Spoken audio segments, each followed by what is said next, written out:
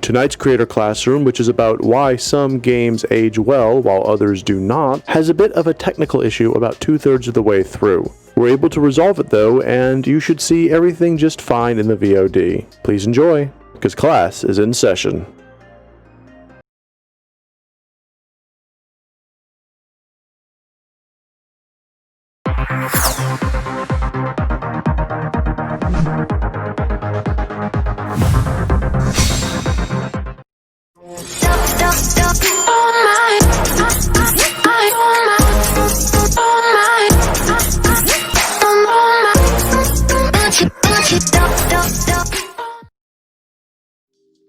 Hello everyone, I'm Steel. And I'm Teal. And we're with Studio Blue. Thank you for joining us for our Creator Classroom. Tonight's topic is why some games age well and why others do not. Now, this particular presentation, Teal. Yeah. You know, I asked the slime to wear a beard. I did not think you would go full on Merlin with us. He was very excited about this, so he wanted to show some love. You're a wizard slime. That's awesome. The wizard slime. The wizard slime. Okay, so before we go into it, this particular presentation is going to be a lot of going through history first. Yes. So it's going to be a deep history lesson, and then we're going to kind of get to a thesis statement. Yes, we are. And that thesis statement is going to be where most of the actual discussion occurs. Mm-hmm. So, hello, Chaos. And Gryphon. And Gryphon. We need to make him an emote. We do. Yes. All right. So, the purpose of tonight's presentation, basically the purpose of this classroom is to analyze what makes video games maintain their appeal and relevance years after their initial release. I mean, it's like when you get onto YouTube, you can see a game and people are still playing it and it's from the PS1 or SNES era. Right. You know, and what is it that gives those games that kind of longevity outside of just pure nostalgia? Yes. There are actual factors as to why game A is played on YouTube years later and game B is not. Right. So first we will discuss the qualifications for a game to be said to have aged well. And then we're going to review a list of games. That's going to be that history part. Starting from the Atari era, so we're starting way back. Way back. All the way to the third generation. That's going to be the PlayStation 3 and the Xbox 360. We're going to go over games that have aged well, about 8 per. We're not going to go into the current generation because that's the present and not the past. Right. Then we'll showcase the attributes of the games and show what it is that helped them age well. Right. And while we go through that list, I'll say, hey, this is what was unique about this game. This is what worked. And then we're going to present our thesis at the very end, which will be, for a game to age well, it has to blank. Then once that thesis is given, then we're going to open it up to a discussion where we can throw out ideas. You all, if y'all have an antithesis, which is a opposing point, we could talk about it. We want to hear from you guys because you may not agree with the decisions we've come up with. Now, for the ease of presentation, we're only going to focus on console games. You could easily build a list of PC games that accomplish the same thing, but we wanted to go by generation. Yeah. You know, the Atari era, the Nintendo era, etc. So that's why it's going to be just console games. And so you're not going to find games like Tetris or Minecraft that, you know, got their start on the PC. You're just not going to see it. Now, what is the criteria? Okay, so here's the criteria for the analysis.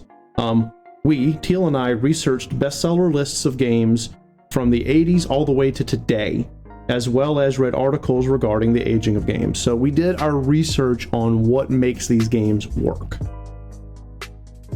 Excuse me. One important takeaway that we found was just because a game was a bestseller at the time didn't necessarily mean it aged well. We're going to get to one of these games in the Nintendo 64 era where we're going to have two side by side, where one technically aged better than the other on a graphical level, while the other aged better on a innovation level. Yes. So that's why you'll see it, you'll understand it when we get to it, why there's two games from the Nintendo 64 era that back to back make a complete story of aging. So just because a game was a bestseller, it does not mean it aged well. So when we're analyzing, we're going to ask these three questions. would a player from that era remember the title of this game? So if we talk about the Atari era and you don't know what we're talking about, but that's fine. But if you're from the Atari era, if you played games in the 80s and you recognize a game on this list, that's a criteria that has been fulfilled. Second, do games that come after this game borrow anything from it? So starting from the Atari era, do games in subsequent eras borrow from that first game? And then are there still positive lessons, is the third one, that developers can learn from this game? So each one of these fulfills one or more of these criteria as we go through. Now, I'm going to do a lot of the talking early on because I was a gamer in the 80s. Teal did some arcade gaming. Yeah, some arcade. But, she'll throw out her thoughts as we go in, and then, of course, she'll be more involved. Yeah. But we can have Teal announce games, can't we? Sure. All right. I would love to. So let's just jump right on in. By the way, as usual, guys, if you have any questions, please let us know. And as always, if you are following us, if you're watching us live, please give us a follow on Twitch. So consider subscribing to us. If you're watching us on VOD, please smash that like button, click subscribe, and slap that notification bell. It really helps. All right, so let's jump right on in. Oh, okay, here we go. How long till Pitfall, asks Padre. You're not going to wait long. You're not going to wait long. Best reasons, what does Tron say? Best reasons why some games age well, art style. Okay. Mm-hmm. We will see how accurate that is, Tron. Yeah. Hold on to that thought. All right, so where are we starting, Teal?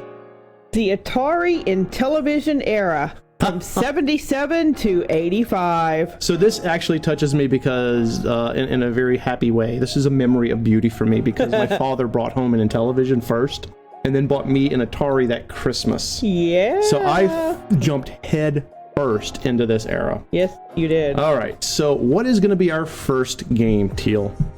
Solaris. Ah, yes, Solaris. So this was one of the first, if not the first, fully featured exploration space shooters. So this game had sort of an overworld map, and it was one of the first that really employed that properly. The player could use it to navigate to get around play zones. Prior to games like Solaris and Solaris itself, a lot of the times players had level progression. They completed level 1 to level 2, completed level 1 to level 3. Solaris didn't do that. Solaris, you had an overall map. You chose where to go next, and depending on the icon on that navigation map, you either went into a space battle, a planetary battle, could refuel your ship. There were a lot of different options and ways that those zones could change depending on whether or not the enemies destroyed a planet or whatnot. Lots of variables. Sure. Yeah. Lots of variables. So this was very innovative. Next. Adventure. So Adventure has a special place in my heart. This is the first video game I ever played for the Atari. My dad got it for me because it has a dragon. I love it. We actually did a April Fool's joke with this game. We did. We did. This was one of our favorite little tricks we played on everyone. So this is arguably the very first adventure game ever.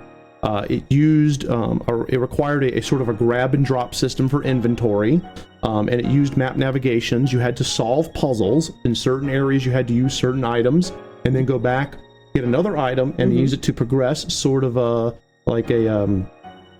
to A, go to B, go to B, go to C, go to C, go to D. Okay. And it had that progression, and it had its monsters, the 3 dragons, and that annoying bat that grabbed your sword when you were right about to get eaten.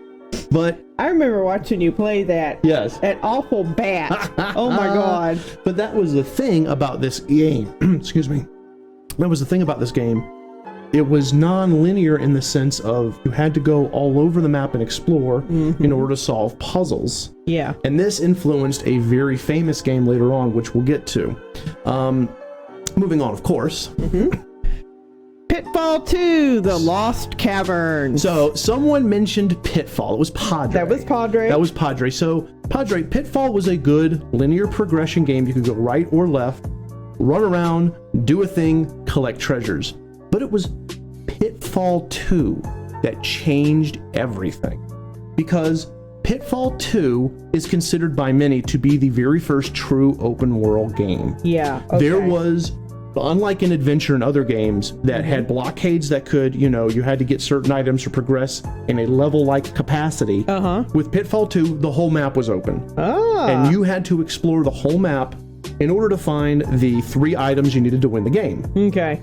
There is, yes. And it was maddening because whenever your character would die, you go to a spawn point, and as you were slowly moving to the spawn point, you would lose points. Oh no. So let's say you gained 10,000 points and then you fall, and your last spawn point you ran on, the last save point, it had save points, and it took you like 10 seconds, you would lose your score for 10 seconds. Your score would drop down. Yes, it was amazing, Padre, and it is considered by historians and many people and many video game historians to be the first open world game. If you can ever get it on an emulator, it's still fun to this day. All right, moving on. Okay, the next one is Star Raiders. Now, we went over Solaris first because that one was truly innovative. Star Raiders was created by the same guy, and it's the precursor. It's seen by some as the first game in a series, but it was still a strong game in its own right, a very powerful entry. It was the first level-based first-person space shooter. So all those games like where you're in a cockpit of a mech or a spaceship or anything relevant like that. Yeah.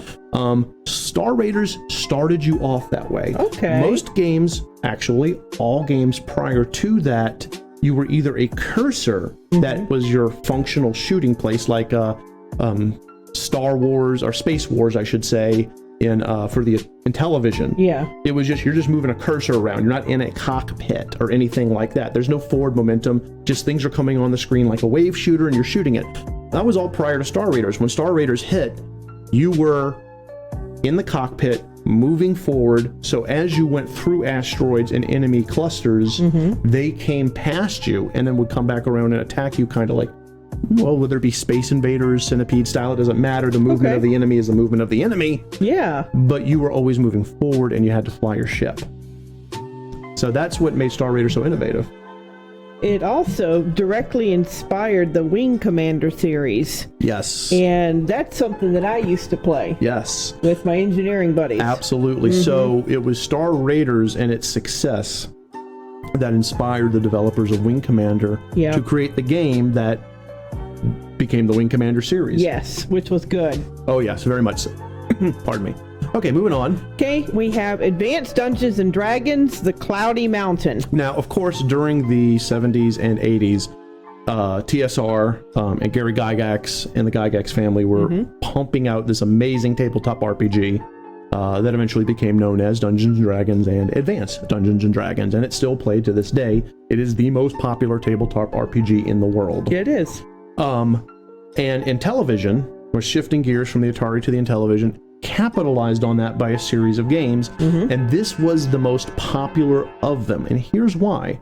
Because it's not the first adventure game, and it's not the most popular adventure game, but it's the most popular Dungeons and Dragons game, because it's considered to be one of the most comprehensive of all of the adventure games ever made during this era. Okay. You had to have inventory management, you had to keep track of ammo, you had to keep track of health. Wow. You had 3 adventurers, which were your 3 lives. You had to travel on an overworld map and select which mountain to get to, to slowly get pieces of keys to go through gates, axes to go through forests, raft to go across streams, and when you finally got to the Cloudy Mountain at the end, to kill the 2 winged dragons and get the crown, you had gone through a legitimate adventure. Wow. Even Adventure, my favorite game in that era, did not accomplish the comprehensiveness of the Cloudy Mountain. Okay. Yep. Doug's up to the ground. Hello, Boo Boo Hotel. Yep. We called. You answered. You answered. We are talking about games that have aged well. All right, moving on. Okay, moving on. Oh, yes. Tron, Deadly Discs. So one thing I just got to say, and this is a side note, and Teal and I were talking about this preparing for this classroom. Yeah. Box art back in the 80s for the Atari and the Intellivision were filthy liars. Filthy liars. The game never looked anything like the box art. Nope. And Tron Deadly Discs pissed me off the most because from this box art, Tron fights Sark. Sark never appears in this game. And I was furious when I found that out, because Tron is my favorite movie. Yeah. And I love the battle on the Mesa field between Tron and Sark near the end. Yeah. So, all right, here we go. And Real Tron says, yes, now we're talking. Now we're talking. Yeah. This is one of my favorite Intellivision games. It is effectively a wave shooter. Okay, on foot. Instead of you're shooting on a ship like Asteroid, you're on foot, throwing your discs as waves of enemies attack you. But this game was noted for being one of the first true direct home console ties in to a theatrical movie release.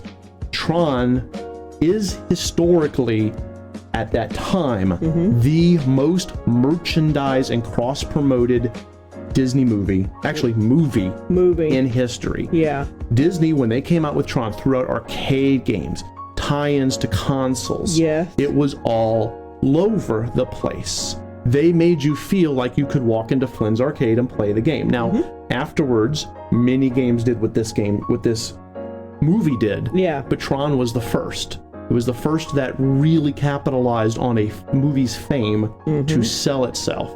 And the game itself is actually pretty good, just no Sark, screw you, and television. All right, moving on. Okay. We have Demon Attack. All right, now this is maybe one that if you're not a true fan of the Intellivision and Atari era, you may not remember because it's effectively a Space Invaders clone. However, this game, especially the Intellivision version, featured some of the best graphics for this time period. Back in the day, the Atari and the Intellivision could only do very blocky graphics. In fact, the Atari version of Pac-Man is terrible looking. It is, yeah. Oh my god. And the Intellivision wasn't much better. It was a powerful computer in comparison, but when you look at the two together, it still wasn't that great. Nah. Demon Attack pushed the envelope in how a game could look. And if you get a chance to Google it, look at watch some YouTube plays of it. When you get to that final boss, because you go through 4 phases and then you repeat, when you get to that final boss at the end of the 4th phase, the Pandemonium Castle, it's amazing looking for a game made in the 80s. Yep. All right, what's next? Okay, we have another AD&D title. Woo! This one is the Treasure of Tarman. All right, I loved this game so much. This game is... Okay, let me go ahead and just say this. This is the longest Intellivision game I ever played. And I don't mean played as in like play until you die, like Astro Smash. I'm talking Treasures of Tarman. You were giving up an hour to 2 hours or more of your time per playthrough, especially if you played on any difficulty other than easy. Oh, wow. Because the higher your difficulty, the bigger the dungeon was. Now, although a lot of games at this time had inventory management, like Raiders of the Lost Ark, which are not going to feature on this list because it did not age well, had inventory management. Treasure of Tarman had inventory management. Okay. Brought it to the next level, and it is often referred to as the first true RPG game. It had a turn-based battle engine. Okay. Didn't go into a battle scene. When you walked up to an enemy, it roared at you. Those roars were very scary at the time, by the way. Crazy. And it would shoot, and then you would shoot, and it would shoot, and then you would shoot. And it was turn-based. And if you got weak enough, you would have to retreat, eat some food, and go back and try to fight it again. No game did that before now. This was it. This was the first. So this is considered by many to be the first RPG. Okay. So before we move on, because I believe we're at the end of the Atari era, yes. Yeah, we are. All the games that I have mentioned so far innovate. And that's the big key point. Innovation. Because this was still the beginning of the video game industry. All right, let us move on to the next. No E.T. Wolf. Welcome to the stream, sir. No. We talked about movie tie-ins, by the way. Some of them were terrible, like E.T. Yes. Some of them were okay and just not memorable, like Raiders of the Lost Ark. Yeah. But every last one of them was made to tie in. And that set the precedent for today, where you see massive blockbuster movies with huge big budget tie-in games. Yeah. It was set back then. All right, let's move on. What's next? Let's move on to the next era. Oh, yeah. Okay, so now we're on the NES era. This is from 85 to 95. The Nintendo Entertainment System. Thank you, Nintendo gods. You saved the industry. Yep. As we went over in one of our podcasts once, after the big crash of 83, shit went downhill for the game industry. And if it wasn't for the NES, the game industry may not have survived. Out of the dark, yes. Yeah. So, it is no surprise, Super Mario Brothers aside, that this is the first game on our list. Yeah. The Legend of Zelda. There is a solid case that this is one of the most popular games from this era and one of the most influential games in video game history. This is the game that pulled from Adventure for the 2600. Okay. Oh yeah, Human. Hey, Human, welcome to the stream. Yes. This was not my first. My first was an Atari. However, my sister and I bugged my father for, I kid you not, an entire year. And he bought us it for Christmas if we promised to shut the F up and never mention it again. Okay. So we shut up, and for Christmas, we got an NES. Woo! That's nice. We did not do anything other than play that until it was time to go to grandmother's for family dinner. All right. Oh, hey, Chaos. Welcome to the stream. I think he's already here. Hey, Chaos. And Tron says the Xbox. Yeah. All right. So this is not just an RPG. This is an adventure game. It was semi-open world. It relied on a lot of innovation, but it took what worked in the past and they built on it. Yeah. Would have been funny if you'd have said, we want a Sega Master System instead. I think I'd have to give up my gamer creds for that one. Yeah. All right. So I'm not going to stay too long on it, but considered by many to be one of, if not the most influential games in the industry. All right, in history. Let's go. Yeah. Moving on. Next is Super Mario Brothers 3. Now, there's a reason why I'm including this one and not Super Mario 1 and 2. Super Mario was a great side scroller. It is what began Nintendo's ascent to fame. Yeah.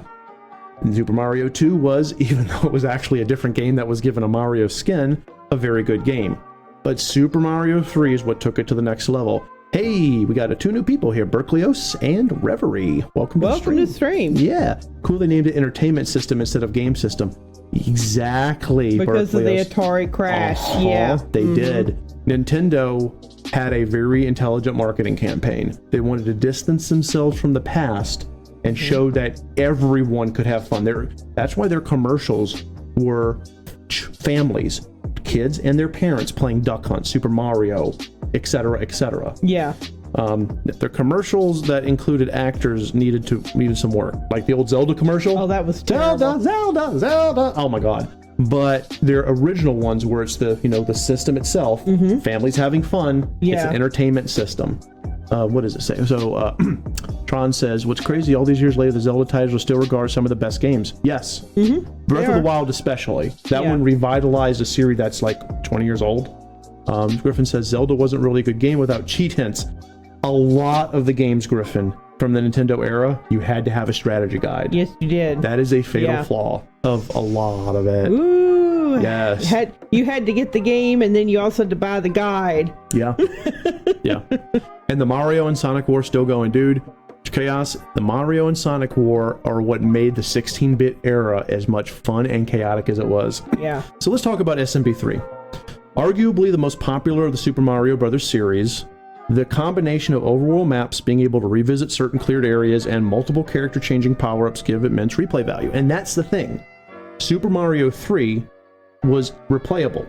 Over and over and over again. A lot of these games were not. Even Zelda with its second quest, which was just a harder version of the first quest, wasn't really as replayable. This game was insanely replayable. When I got the Super Mario All-Stars, which was a 16-bit version of 1, 2, 3, and a few others, I played 3 the most. Because it's still a good game. Older games like that, because if you did it the right way, it'd be over like that again. Anybody here remember the NES version of Rygar? You needed a strategy guide to survive playing that game. Yeah. Yep, guild guide, dang it. Sonic is dead. Yeah, old games increased difficulty.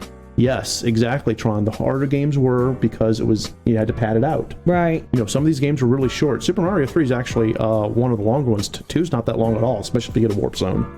And then you thought Dark Souls didn't hold your hand at all. Berkelios, you hit the nail on the head, sir. All right, next one. Okay, next one is Mega Man 2. So a quick side comment again on the box art. Lying to us. They didn't look anything like this. No, it did not. Mega Man the Blue Bomber looks nothing like that. Nope. And I don't know why Dr. Light's in the background kind of directing Crash Man to murder us. What's Dr. Light doing? He's the good guy. And he's apparently trying to murder us. So I don't even know what's happening here anymore. But let's talk about Mega Man 2. It's considered by many Game of the year. Considered by many game historians to be the most memorable and fun of the NES Mega Man series. So Mega Man, I think, is one of the more prolific series out there. It is. There's tons of Mega Man games, and the NES's I think went up to like 6 or 7 or 8. It was extreme. It was a lot. They put out a lot, and Mega Man 2 is considered by many to be the most memorable and fun. It's most often played and streamed today. When people stream old school Mega Man games, it's usually Mega Man 2. In fact, I think Drifty and T actually did it during one of their AMAs once. They just popped in Mega Man 2 and just started playing through Woodman stage. It's got a high level of fun factor. It's just a fun game. Oh my god, I haven't noticed Dr. Light. Yes, exactly, Vero. And welcome to the stream, by the way, Vero. Yeah, Dr. Light's the bad guy in this. I don't get it. Gryphon said, I never felt that way with Metroid. Sure, I missed a lot of secret energy. You're going to see what we would do with Metroid. Metroid does have a place somewhere in this presentation. It's either that or presentation or the yellow spandex gun. Be grateful. Yeah. True story, Berkeleus. Wiley's best video game theme. Yeah. Mega Man 3 may be the better game, human, but Mega Man 2 is more memorable and more played. It aged better. But I agree that Mega Man 3 is a better game, especially on a technical level, because the sliding, rush, and all of that, and it much better technically. Okay, moving on.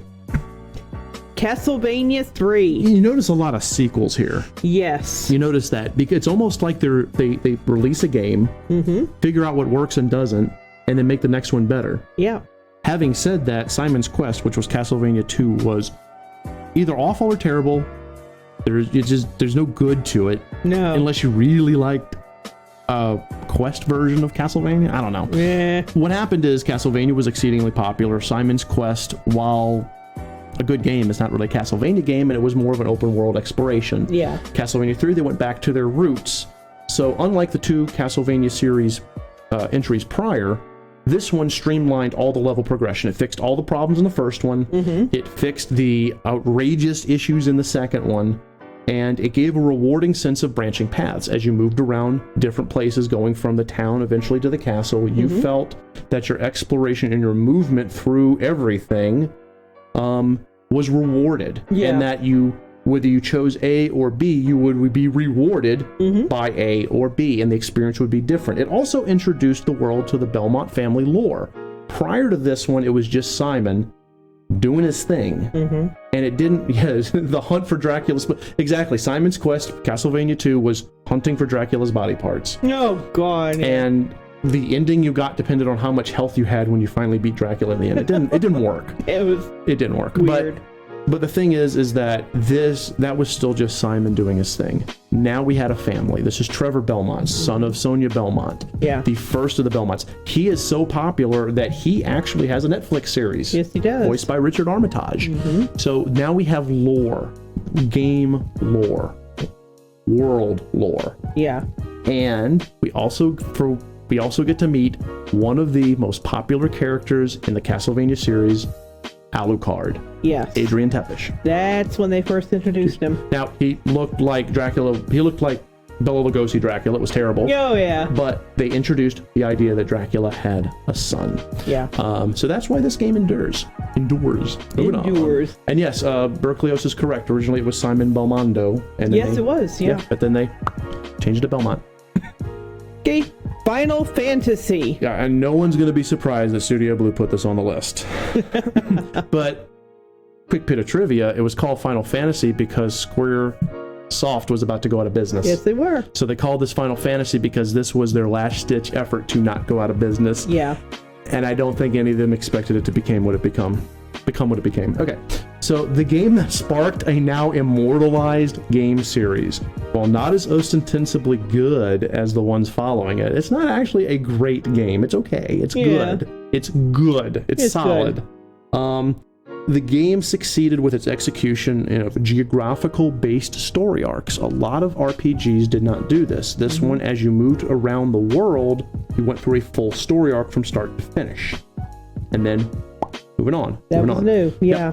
And a surprise plot twist at the very end. You fight the first boss, Garland, rescue the princess, go on your quest, and then at the very end of the final dungeon, there's Garland, and you find out that Garland was actually from the past, from the and got sent to the past by the fiends who send him in the future to the past, future past, time loop, basically. A time loop. You know, because he's chaos and death and doom, destruction, final battle. And yes, limited number of spells. This game did not have MP. You had 5 fire 3s, and then you had to go to sleep and get your 5 fire 3s back. Yeah. Actually, because it was actually once they sounded cool. Okay. So that's actually okay. So if that's the case, Berkelios, then that's very good to know. We always thought that it was the story of this was their last ditch effort. Yeah. If that's not the case, then that's great. Studio Blue learned something today. Yeah. Fantastic. All right, let us move on. DuckTales. Not suspecting this one, are you guys? This game aged so well it got a remaster.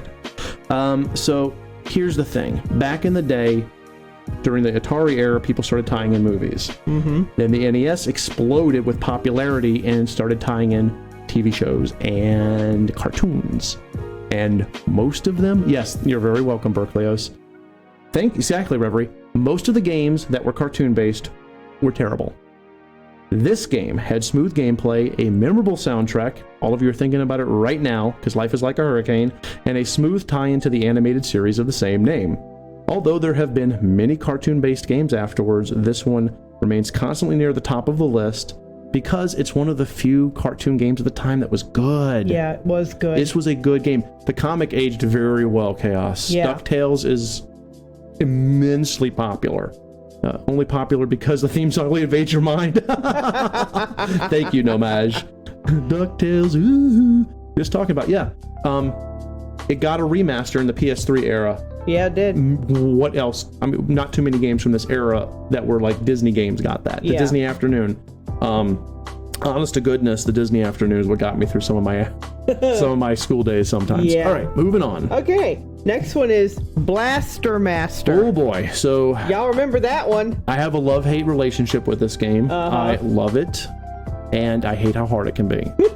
And yes, I too paused the game when the grenade was inside the frog's mouth to destroy it through that exploit.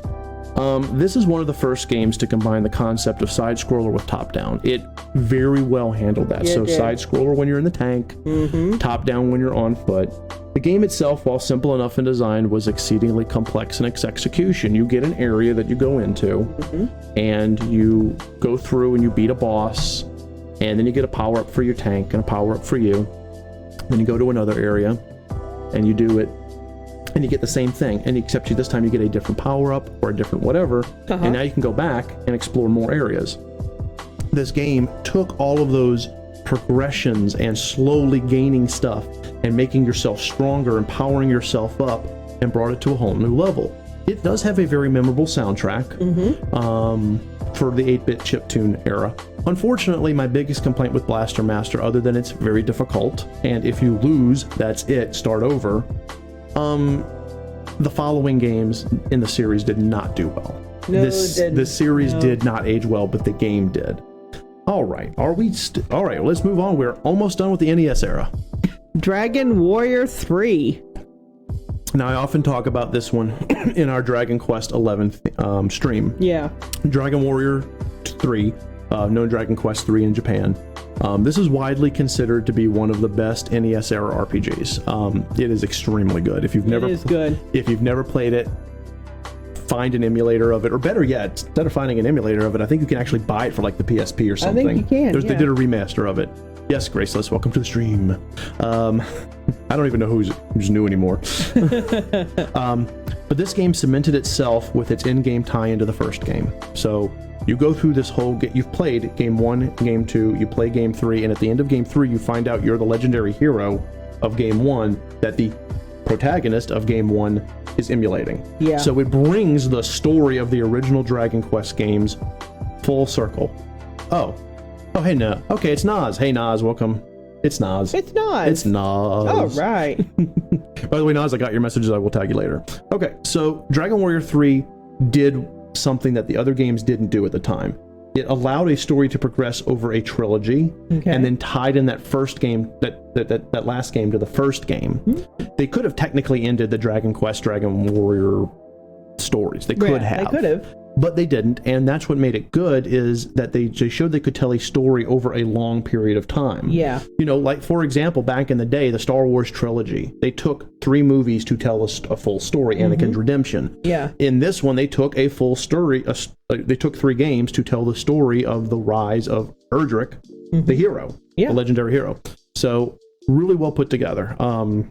If you can get your hands a copy on this game, please play it. Please. All right, moving on. All right, now we are in the SNES Genesis era. So just a sidebar here, I actually hunted down this particular picture here because as much as I enjoyed my Genesis, my God, I have to hook it up to a Sega CD and a 32X. Sega, you're killing me. You're killing me, Sega. The heat sinks alone. This thing right here would actually turn my bedroom into a freaking oven during the summertime in New Orleans. So much heat. It would just radiate a lot of heat. Oh, gosh. So this is the SNES to Genesis era. Yes. So it will go, not surprise a person, the first game on this list. The era of hyper edgy Sonic commercials. Yes. Yeah. Yes, someone mentioned this was the infamous 16-bit war. Yes, it was. You were either an NES fan or you were a Genesis fan, and whichever one you hated the other one. Yeah. Sonic and Mario went head to head. In fact, one of the big Genesis commercials of all time was showing how slow the Super Nintendo and Mario were and how fast Sonic was. Yeah. The Super Nintendo, of course, had much better graphical hardware, while the Genesis processor was more optimized. We're not here to talk about hardware. We're here to talk about games. Unsurprisingly, the first game on this list is going to be Super Mario World. Sorry, Sonic fans. This one hit the roof. I loved playing this one. And the reason this one is on the list, besides the fact that it is a great game, it is the highest selling game from this era. Yeah. And I did verify that on several sources. I'm sorry, as good as Sonic the Hedgehog was, and as much as it sold, literally, Super Mario World blew everything out of the water. Yes, it did. Other games did not come close. And it's arguably the biggest game of its time. It actually is arguably so, Nas. Yep. People would play this game over and over again. Why? Okay, so it took the Mario Brothers 3 formula of an overworld map, revisiting eras, and it brought it to the next level. You could branch your paths, those little red dot areas. Yes. You know, find the hidden key. Find the hidden key. And it introduced the character of Yoshi and the Koopa Kids. Prior to this, it was Mario and Luigi against Bowser. Yeah. And of course, Wart and Super Mario 2, but we don't talk about Super Mario 2. You know, but then the Koopa Kids who were in Super Mario 3, they were introduced. So I gotta correct myself, I said it wrong. It expanded on the Koopa Kids from Super Mario 3. Thank you. Teal was looking like, what? Yeah, I was looking at him funny. So the Koopa Kids were in Super Mario 3, but they expanded and made them into their own interesting little characters and not just wand. Because in the first game, in Super Mario 3, they just attacked you with their wands. Yeah. In this one, each one was a little different. Some were popping out of pipes, some were on rotating platforms. They were all a little different. One of them was on the cloud. Yeah, the little happy cloud. Yes, and then of course Bowser in the clown car. Yeah. So what they did was they took it and they went further. Yeah. And Berkelios, we can all have a moment of silence for the number of times the players have sacrificed Yoshi to jump off a cliff. Yes. I was guilty. And this went crazy because Yoshi was like, the cute animal that everyone wanted. Yeah. All right, let's move on. Okay. Next game.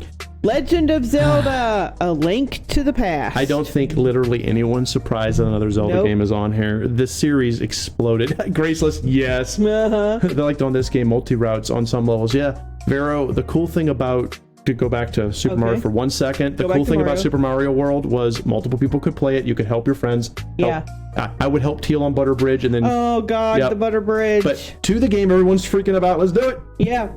Number 2. That's right, biggest game number 2, The Legend of Zelda: A Link to the Past. So this is another game that took the formula of its predecessor, specifically the original Legend of Zelda, and improved upon it. Oh, you need to, Bubba Hotep. It's so good. So this game expanded the exploration of Hyrule. Yeah. Hyrule is kind of flattish in The Legend of Zelda. And in Zelda 2, if you couldn't get used to the side-scrolling, it was very tedious. Zelda: A Link to the Past, or Zelda 3 as it's called, took it and expanded that formula. It made it easier to explore Hyrule. It made it more rewarding to explore Hyrule, And then they had the two worlds, the light world and the dark world, that sometimes you had to shift between the two. Yeah. Using the dark portals and the magic mirror in order to solve the puzzles. I'm with you, Graceless. This game is amazing. It smoothed out a lot of that gameplay too. A lot of the clunkiness of Zelda and Zelda 2 were fixed. This game was easier to play. Yeah, it was. And it also really started to introduce the world lore beyond just Ganon and Zelda. Because this is the imprisoning war that's referenced in Ocarina of Time and in the official Zelda timeline. This is the imprisoning war. This is when Ganon tries to break free through Agnehem, and you go into the Dark World and you imprison his dumbass, and you kick his ass. So who hasn't beat this game 20 times, 1,000 times, 1,000 times? Yeah. All right. Okay, here we go. Okay. I'm sorry, and I got it wrong again because I'm reading off this too quickly. The Imprisoning War is Ocarina of Time. This plays off of that, so it creates that lore of the Imprisoning War, which is Ocarina of Time. So this started the timeline. Okay. This started the creation of the Zelda timeline. Okay. Sounds good. Yeah. Oh yeah, then the timeline went poof, and they wrote so many books just to get to that thing. You're true, Berkeleos. Yeah. Never able to beat it when I was a little kid. You know, this game is actually difficult if you don't know how to control Link, because he does move a little bit janky. You know, he has a bit of an acceleration to his movement. You gotta get used to that. All right, moving on. Okay. Next one is Super Metroid. So we put this one in and not Metroid. Yeah. Yes, exactly, Nas. A Link to the Past was the start of the timeline until Skyward came out. Exactly. Okay. So I put Super Metroid here and not Metroid because while Metroid is a good game, it did not age as well as Super Metroid. This is widely considered the most popular of the series. Now, some people will argue about the Prime series. I get that. But this one really, everyone who was a Metroid fan played this game. Yeah. Oh, Lord. Hey, could somebody take care of that?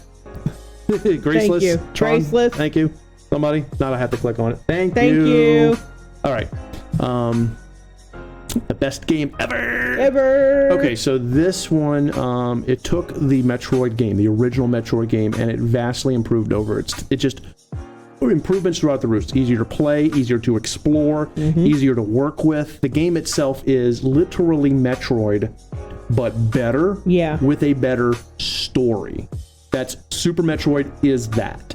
In many ways, it's considered to be a sort of semi reboot. It's not really, but it built off of Metroid 2 for the Game Boy. It created lore. It had the little baby Metroid that adopted Samus's mama.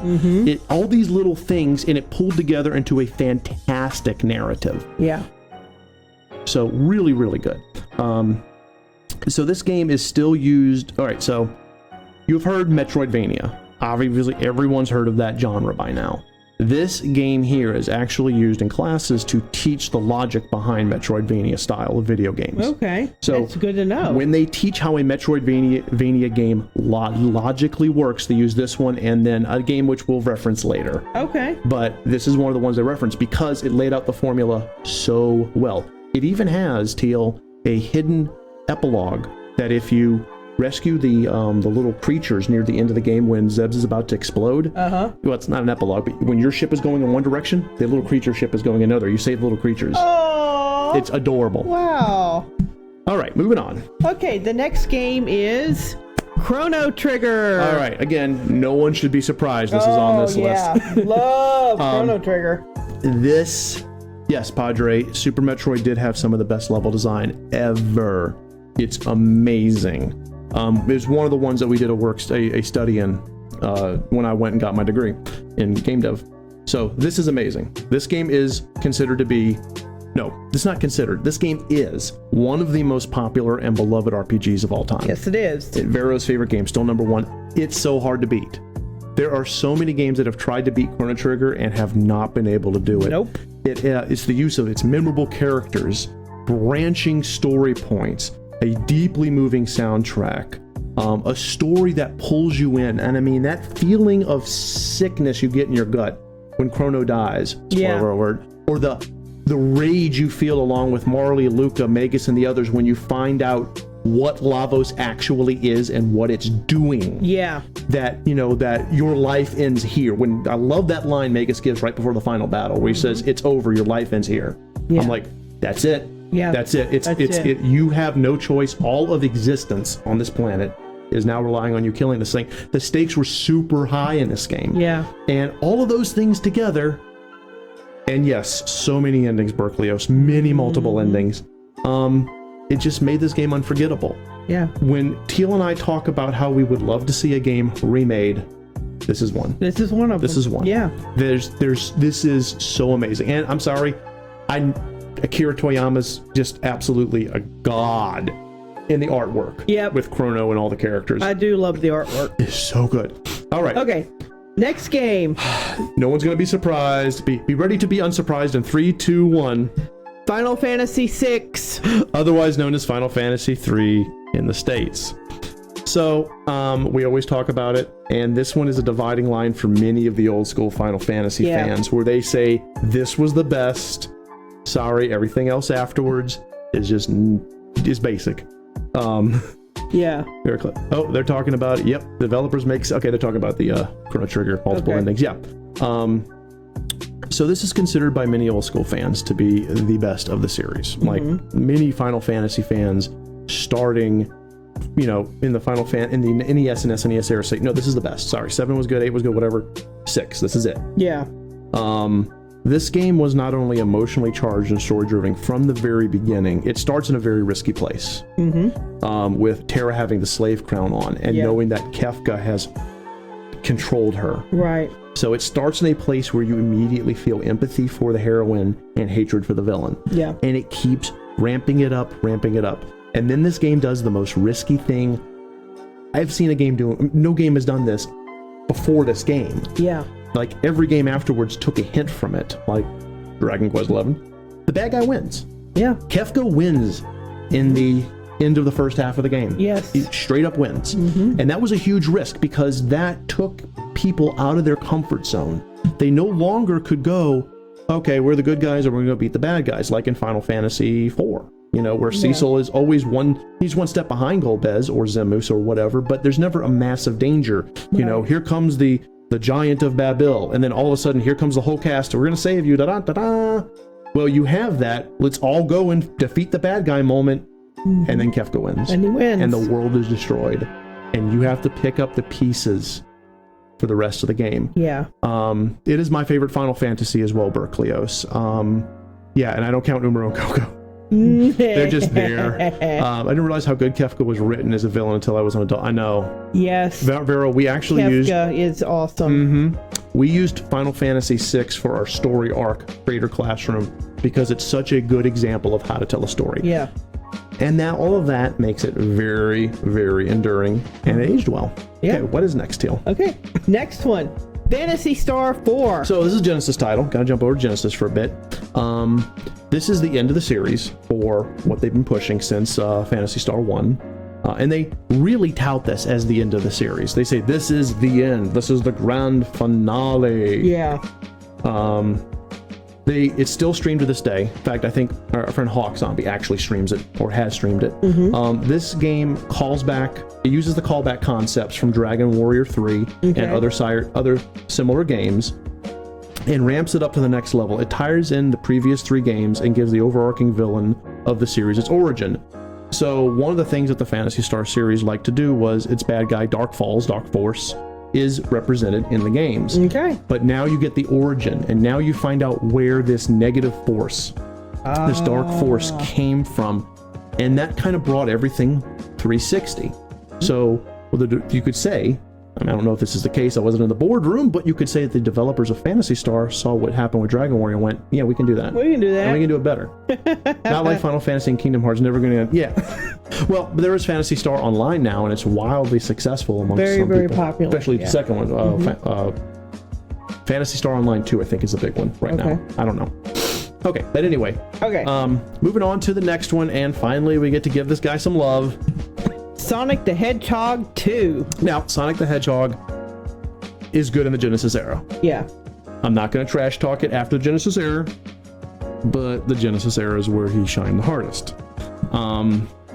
So this one was not as best-selling as the original. It was not as popular as far as sales go. However, it streamlined the playability of the original one. The original Sonic the Hedgehog is actually a little hard to play. It can get kind of clunky. Uh-huh. Sonic the Hedgehog 2 fixes that It increases the overall length of the game. Sonic the Hedgehog 1 is actually very short. Sonic Hedgehog 2 is considerably longer, and it introduces the character of Tails. Now, the reason I have this one on and not 3 was because 3 started doing tie-ins with the little Knuckles cartridge, which you could actually plug the Sonic the Hedgehog 2 into the Sonic and Knuckles cartridge. But Sonic the Hedgehog 3 is an incomplete game. That's why it's not on this list. Okay. It actually is finished in Sonic and Knuckles, which is why when you take Sonic the Hedgehog 3, clink it in to Sonic and Knuckles, and you play Sonic 3 and Knuckles, you're playing the full game. Okay. So that's why Sonic 3 is not on this list, but Sonic 2 is, because it is a full game. Okay. Got it. All right.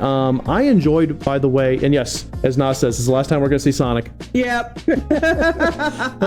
I like Generations. All right, let's move on. Okay, moving on. Earthworm Gym. If you were a Genesis fan, you played this game. Absolutely. Okay, so first off, aesthetically, this game is gorgeous. Yes, it is. It is gorgeous even by today's standards. Beautiful artwork. Yeah. A high frame rate of animations. They went well above just the normal animation frame rate Yeah, they did. at the time. And very addictive gameplay. This game is stupid fun. This game itself was so popular at the time and did so well that it actually spawned a 2-season cartoon series. Yeah, it did. So what makes this game endure is that instead of a TV series spawning a game, the game spawned a TV series. Now, I mean, we had a lot of stuff since then. We had the Super Mario Brothers Super Show, Zelda, and all that. Yeah. But this game came out of nowhere, took everyone by storm, and then boom, the Earthworm Gym cartoon. What about the Don't Break the Submarine levels? Yep. The game defined wacky, and that's also true, Vera. This game was wacky. It was crazy. It was fun. It was just it was out there. And I mean, it did spawn other games, like, Booger Man was one of the ones. Yeah. They had a little bit of gross out humor. I mean, it was just fun. Nothing like using yourself like a whip like Indiana Jones. Yeah. We love this game. This is one of my favorite Genesis games. So popular in your range? Yeah, exactly. Exactly, Padre. Okay. I think we're about to jump to the next era. Yeah, the next era that we're going to look at is the N64 era. Now, this does include the Sega Saturn, but the Sega Saturn was never prominent. It never hit with hard staying power. It was a good system, but it never went as far as it could go. Right. But we include it here because it was active roughly at the same time. Nas is making a prediction, and I'm going to drink real quick. I'm going to drink some water in here. Okay, well, let's look at our first All right, game. our first one is Super Mario 64. Like you could call it, right? Yeah. Okay. So Super Mario 64 aged very well. Very well. Very well. It is the best-selling N64 game of all time. But what this game did, and we're talking about innovation and improvement, this game showed that you could take a side scroller, and if given the proper treatment, you could make it a 3D blockbuster game. Yeah. This is the first 3D Mario game, and they took a risk because fans of Mario really wanted their 3D plumber. I mean, their 2D plumber. Their 2D plumber, yeah. And suddenly he's running all around, he's flying, the game itself is amazing. It really is good. Now, graphically speaking, just a heads up, all of these games graphically did not age as well. It's the innovation that aged them well. SMB 64, absolutely. Okay. Bubba Hotep, I finished this game, but I didn't perfect it. I didn't get all 120 stars. I couldn't do it. We didn't do that. Okay, so Nas has a prediction. That's hilarious. But we're going to move on. Let's move on. So, Nas, you're not wrong, but you're not right. Next The is Legend of Zelda, Ocarina of Time, and Majora's Mask. So I mentioned earlier that we're going to have 2 games simultaneously, and that is because these games do 2 things identically but separately in parallel to create a point. So together, these 2 games changed the very face of the series of The Legend of Zelda. It made Zelda into something beyond what it was. And the world was not prepared for this level of storytelling. From the engaging stories, the memorable characters, the intuitive puzzles, except for that water temple, screw that water temple, screw the water temple, they left their mark for years to come. Now, here's the difference.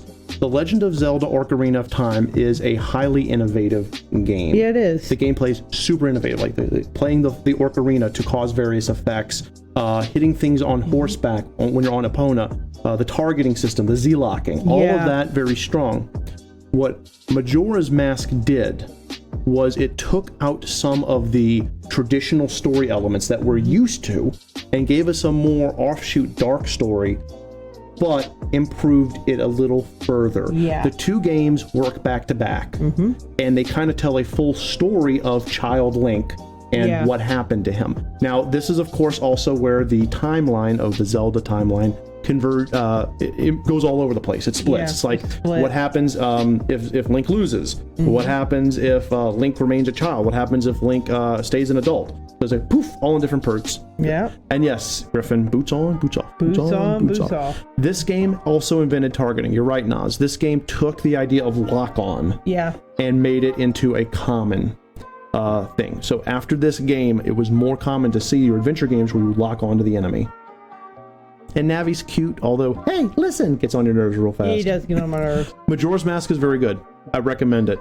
I do. Yeah. Both of them. Very good. All right. Shall we move on? Yes. Okay, here we go. The next one is? GoldenEye 007. He gonna predict. So this one almost did not make it onto the list. Okay. And another game which did not make it onto the list almost did. So Teal and I talked about this. This was our big debate. Yeah. So the reason that this game does not deserve to be on the list is because the controls have not aged well. No. They have not. This game is really, really rough. Oh, yeah. However, the concept of in-game cutscenes that go hog wild in the industry later on, I'm looking at you, Half-Life 2, the stealth or shoot gameplay mechanics, looking at you, Metal Gear Solid, and the multiplayer mode, exactly what Bubba Hotep said, made this industry, just led this is what led us to things like Half-Life 2. Yeah. This led us to the Metal Gear Solids. This led us in that direction. And it's because of GoldenEye 007. Yeah. When we get to the end of the N64 list, I'll talk about the game that didn't make it, because we felt this one aged a little better in its innovation. All right, moving on. Yeah. Okay, next game. Conker's Bad Fur Day. All right, so if you've ever seen this game, you know. This is a very crass and crude game. Ooh, yeah. It pushed the boundaries. It was a very fun game, but it pushed the boundaries of what is acceptable and what is not. Thank you, Nas, the great and mighty Pooh. Yes. That's what you're thinking about. Immediately, the moment you saw that, you thought about the giant the giant Pooh. Yeah. So, having said that, this also has up to and including a singing glob of fecal matter. And this game completely breaks the fourth wall during the final battle. Yes, it does. It takes Holy crap. What fourth wall? I'm going to talk to the developer now. Please get me out of here. But the thing is this. Corn for teeth. Dude, is so gross. It's so gross. But it's fun. And that's the thing, is this game showed you can be crass, irreverent, and fun. Prior to this, games that had quote-unquote adult humor were like your Leisure Suit Larrys. Conker's Bad Fur Day said, oh, we can all have fun with this. Sure. Let's tell our poo jokes. Let's have our guy drinking a beer. The game starts with him stumbling out of a bar and going the wrong way, and all shit breaks loose. It is a great game. And the original, I think, is better than the remake, but I know some people disagree. Well, so many parents were mad. Yeah, they were mad. But see, the thing is, it was a refreshing title.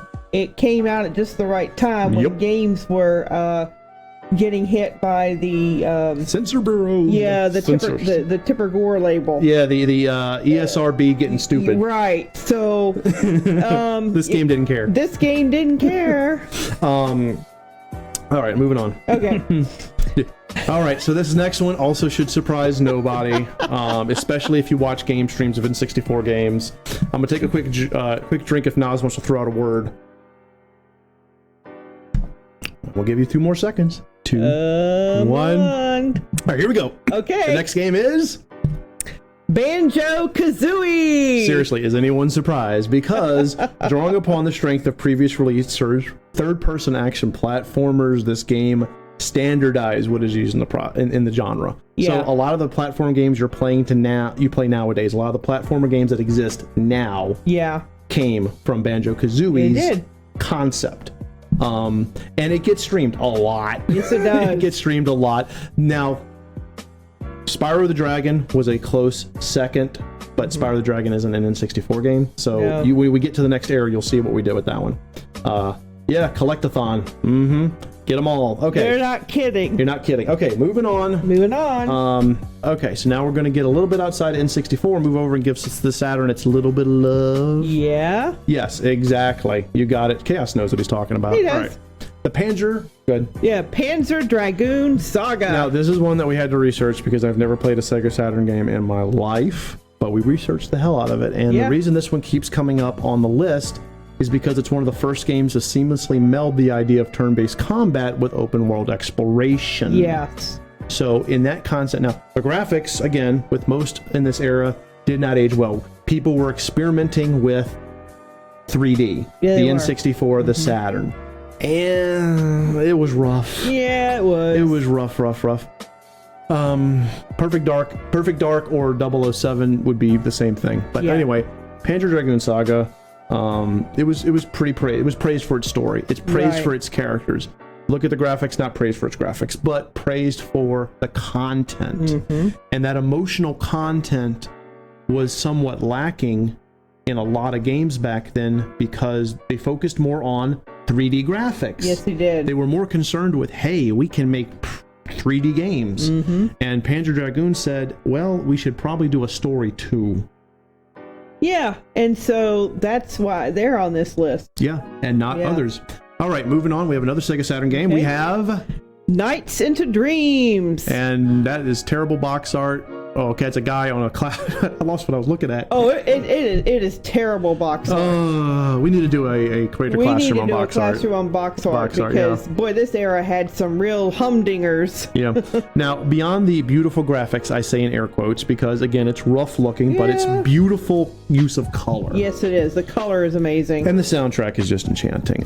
This game gave the players the ability to choose their levels and their player. So you could choose your character, the boy or the girl. You choose your levels, go back, and re-explore, opening more as you advance, and allowing them to choose between the boy and the girl, and that influences things. So it is very weird chaos, but it is a wonderful game. I've, again, never played it, but when we were researching it, Teal and I were going, wow, this is actually really pretty. And we didn't actually watch a lot of gameplay footage of the original Saturn game. We had like the remaster they did later on, I think for Steam or something, or PS or something. But the gameplay was basically the same. Very well done and gorgeous. Yes, it is very pretty. The color scheme so nice. Okay. Love the colors. And then we have, oh boy. Ah, yes. Shining the Holy Ark. What is it with the framing on these things here?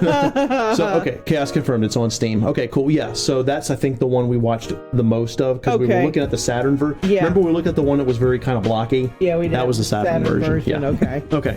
So, unlike many other RPGs at the time, this game was targeted to a much more mature audience. This was not a kid RPG. No.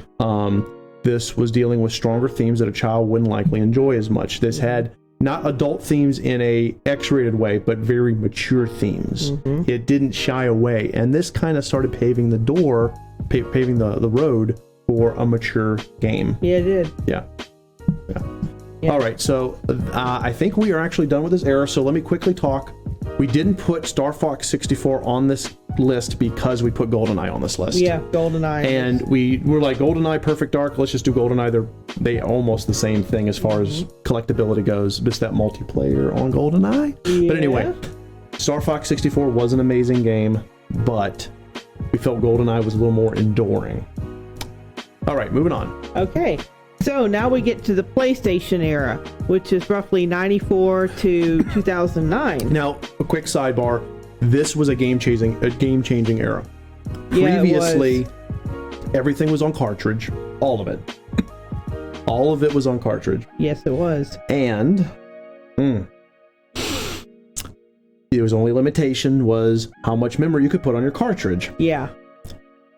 Then they looked, so we had our people at Sony look at the old Sega CD and the Sega Saturn and said, hey, what if this actually worked properly? Mm-hmm. Boom, PlayStation. Nas is predicting Final Fantasy VII. We'll see it. We'll see if that happens. All right, so the first one, though, should surprise nobody. Castlevania Symphony of the Night. So, remember when I mentioned there are 2 games that are usually used to teach Metroidvania genres? This is the other one right here. This is the other one. This is it. Yeah. Yeah. This game is considered by many to be one of the best games ever made and the best in the series. Yeah. It cemented the legacy of Metroidvania. So Metroid, asking if we're gonna get Shenmue 2. Yeah, remember that final sequence running up the hill. Okay, anyway. Metroidvania was kind of a thing. And then this game came along and everyone said, oh no, it is a thing. Yeah. People will play the shit out of it. And thus, here we go. Plus, you got to play Alucard, who was fascinatingly done. He was the tragic vampire prince. Yeah. It really brought the lore forward with the Castlevania storyline. It did. And it was fun. And the soundtrack is just God tier. Yes, God tier soundtrack. That soundtrack. God tier. Yeah. Voice acting could use some work, but that's about it. However, it did spawn the greatest line ever. What is a man? Nothing but a miserable pile of secrets. You know y'all thought that. Yeah. Moving on. Okay, the next game. Yes. Metal Gear Solid. So again, it shouldn't be too surprised. This is the mother of all stealth games. If anyone has played in the original Metal Gear games for the NES, okay. Snake! Jill Sandwich is the greatest line. Oh boy, you're not wrong, Padre. So this game is amazing. Yeah. Because it is, again, the mother of all stealth games, and it not only birthed the idea of pure stealth gameplay. In other words, you don't have to kill anybody. That's right. You can sneak around everything. Even GoldenEye didn't really do that.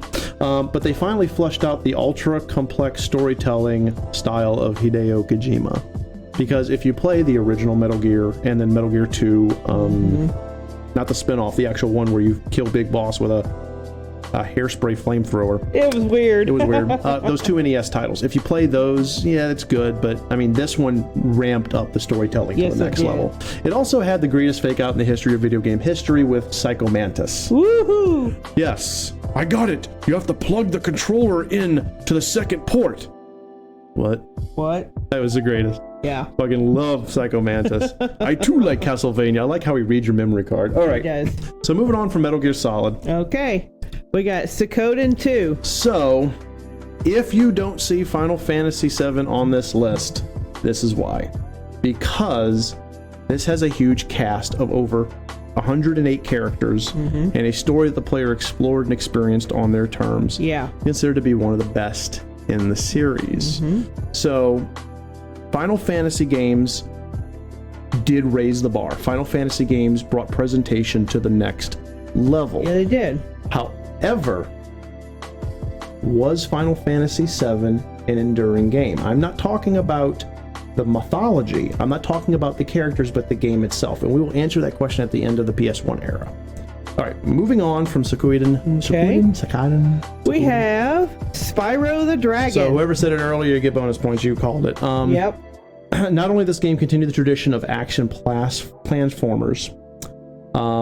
The action platformers. Thank you. It showcased that a character in this world can be brought into a shared universe. Spyro went beyond just being Spyro. Yeah, he did. They even had like that game in the PS3 era where you put I forgot the name of it, but it's the one where you put little tags on the little portals and you summon them. Yeah. So Spyro created a universe, and it showed that these platformer games, these little games, can actually be part of something bigger. Yes, they could. And that was really innovative. Moving on to the next PS1 game. Okay, we got Legacy of Kain, Soul Reaver. Now, I'm not disrespecting the Legacy of Kain. It's a great game. But this game took the fast movement and pure action. Yeah, Skylander, thank you. Yeah. This game took the fast movement of pure action games and added the complex adventure elements. So this kind of took things because Legacy of Kain, while it's good, is a slower paced game. It is slow. Soul Reaver is a faster paced game. And when people talk about the series, they genuinely talk about the Legacy, the Soul Reaver series. Oh, fudged up for a second there. Okay, let's move on. Okay. Oh, Tekken 3. All right, so you knew we were going to put a fighting game here sooner or later. But there's the reason why Tekken 3 is here. There's the reason why you don't see, the reason you don't see Street Fighter 2 because it was an arcade game. Yeah. And the reason you don't see a lot of fighting games up until here is because most of them were just ports and bad ports. They were not good. But Tekken 3 did something no other fighting game did. Would you like to take this one? Because you are a huge Tekken 3 fan. I am. So what it did was it added the third axis, the Z axis, okay, to your movement. So that actually paved the way for fighting games to do that for years to come. So before then, we were restricted. Yes, you now were. Suddenly you can dodge attacks by going to the left, going to the right, or jumping. Yeah. So you have, it's not just jump and duck, it's move to the side. Yes. And now that's the norm. You know, there are still 2D fighting games, but most of them are going to now be 3D. Yeah, they are. And it's because of Tekken 3. Who's your favorite Tekken 3 character? Oh, it's Forest Law. Forest Law, yep. And the story was really good too. Tekken's story is actually really engaging. It's a very good story. It's well fleshed out. Ogre, yes. Tekken 3, I thought, had the best story. Yes. Because you had such a dynamic between grandfather and grandson. Yes. The whole idea of Devil, Jin, Jin going where his father failed. Yeah. Heihachi, who was my favorite character. And then, as Berkeley says, Ogre. Yeah, Ogre. Fantastic. Okay, let's go to Oddworld, Abe's Odyssey. I actually love this series. Although I like this one in Stranger's Game, whatever it was called, the one where you're the shooter. Anyway, this changes up from the previous side-scrolling platform model. So a lot of the platforming games up until then, you're jumping on the enemy, you're shooting them with something or something. You're somehow able to fight. Right. This game, though, requires you to strategically think throughout the entire game because you were playing a character who is effectively defenseless. Yeah. You have to use your power to get other things to stop something from killing you. Right. So it pushed that puzzle platformer concept forward significantly. And it's a great game, by the way. If you've never played Abe's Odyssey, watch a playthrough, play it. It's a great game. And all the other stuff that came afterwards built on that formula. Yeah, it did. All right, next. Okay, next we have, I have no idea how to say this because I've never heard of this game. Parappa the Rapper. Parappa the Rapper. Good Lord. As I knock my TV. All right. So, although the concept of a QTE-based game has been around for a while, I'm looking at you, Dragon's Lair. Yeah. This game took it a step further, adding a rhyme and rhythm and music element. Literally, this is the first rhythm game. This is it. Okay. You are looking at what births good games like any rhythm game you ever played ever, Guitar Hero, Rock Band, it doesn't matter. If it's a rhythm game, it came from Parappa the Rapper, paved the way for that. This is the beginning of a genre. No kidding. Yes. My brother got this, and I had no idea what the hell I was looking at. He tells me to sit down, I start watching him, and I am mesmerized for about 3 hours. I'm like, why am I enjoying this? This looks like a Flash cartoon no one cared about. Or Shockwave. But it's addictive. It's highly addictive. Hey, Shaymander, how are you? Oh, has fun, goodbye. This Spyro, this is good stuff. So we're actually at the end of the PS1 era, I think. The reason you're not going to see Final Fantasy VII on here is because the actual game itself, not the lore, not the characters, not the IP that came from it, but the actual game itself doesn't age very well. It did not. It's difficult. The materia system is about one of the best things you can grab from it. But overall, the game itself doesn't age very, very well. No. Now, granted, with Final Fantasy VII Remake, they've fixed all of that. But it's the lore and the characters, not the game that endured. Right. Okay, let's go forward to the PlayStation 2 and Xbox era. All right, anybody want to do a prediction for the first one here? Okay, prediction time. Prediction time. Because y'all know, but Hey, well, Well, we'll see about that one. But We'll let's see about Halo. The first one. Everyone says Halo. everyone says Halo. I love you guys so much. By the way, the cool, beautiful thing. Well, this is PS2 and Xbox Chaos. Yeah. Yeah.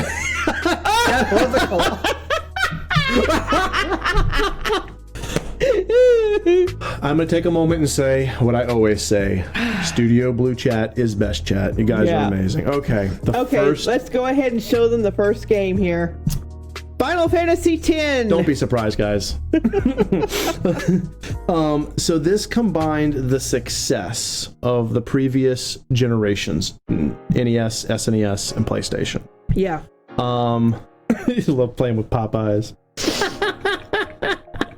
Yeah, that laughing scene. But seriously though, this one took what every other Final Fantasy game did, took out the parts that didn't work, put in the parts that did work, and it brought it to a whole new level, making it part game, part cinematic. Yeah, it did. Man, those cut scenes were like movies. Yeah. They really were like movies. And you look at stuff like Advent Children. Yep. And Riot. they built upon They did. what they started in Final Fantasy X. See, the thing was previous to this, your games had moments where you had a scene, dialogue, exhibition, and then you went in and did a dungeon or a boss or something, whatever. yeah. This one, you had the movie. You had it start off. There was narration, Titus's narration. And it brings you through the story until you get to Xanarkand, and then it still brings you through past Xanarkand. This game turned the idea of an RPG movie into the mainstream reality. Yeah. Every game that you have played since this that has been cinematic RPG is because because of Final Fantasy X. they took a risk. Yeah, some weird polo game. Hey, yeah. X-Ball, Blitzball. Moving on. Blitzball. Okay. All right. God of War. Boy, no. Zeus. I'm not a big Hacker Slash fan, and I love this game. This is good. Eject is an amazing character, Padre. Oh, hey, Cloud, welcome to the stream, and yes, Ares. Boy. Okay. This game single-handedly birthed of the most popular action hack and slash series of all time. I mean, people can say something about Devil May Cry, and I'm going to say it's good, but it's not Kratos. Sorry. This formula from the original God of War has been replicated tirelessly. Yeah. And successfully. And even though they kind of reinvented themselves with the most recent one with they did, it's still basically the same idea of Kratos kill shit, and it's awesome. And that's what makes God of War such an enduring series that ages so well, is that they looked at this and said, players just want to smash a button and murder something. Yeah. Let's give them what they want. Thank you. Learned everything I know about a parrot from Kratos. Padre. So we haven't actually been stopping so far and kind of doing a post-mortem on each era, because we're just going to go to the end here and get to the thesis. All right, let's move on. Move on to... This one killed me. Silent Hill 2. I wanted to put 3 in there so bad because 3 is my favorite, but 2 earns a spot, 3 does not. Yeah. Although neither the first game in the series or the first survival horror game, this game right here showcased exactly how atmosphere and psychology could be used to terrify the player. Yeah, this one did it. The first game is good, but it doesn't hit what this one hits. Yeah. And yes, the joke ending, the dog ending, the dog big joke, ending, yes. And it's funny, but this game is terrifying. Yeah.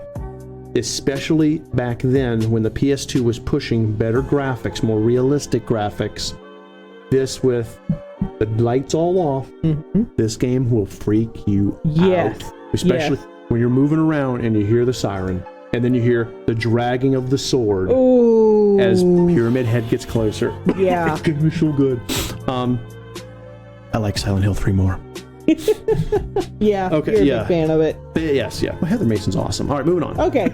Next one is Metal Gear Solid 3 Snake Eater. So you know a game is good when it gets more than one entry. Here's the thing. You can say what you want about the Metal Gear storylines and Hideo Kojima being convoluted, but the gameplays of these games are amazing. Yeah. And Metal Gear Solid 3...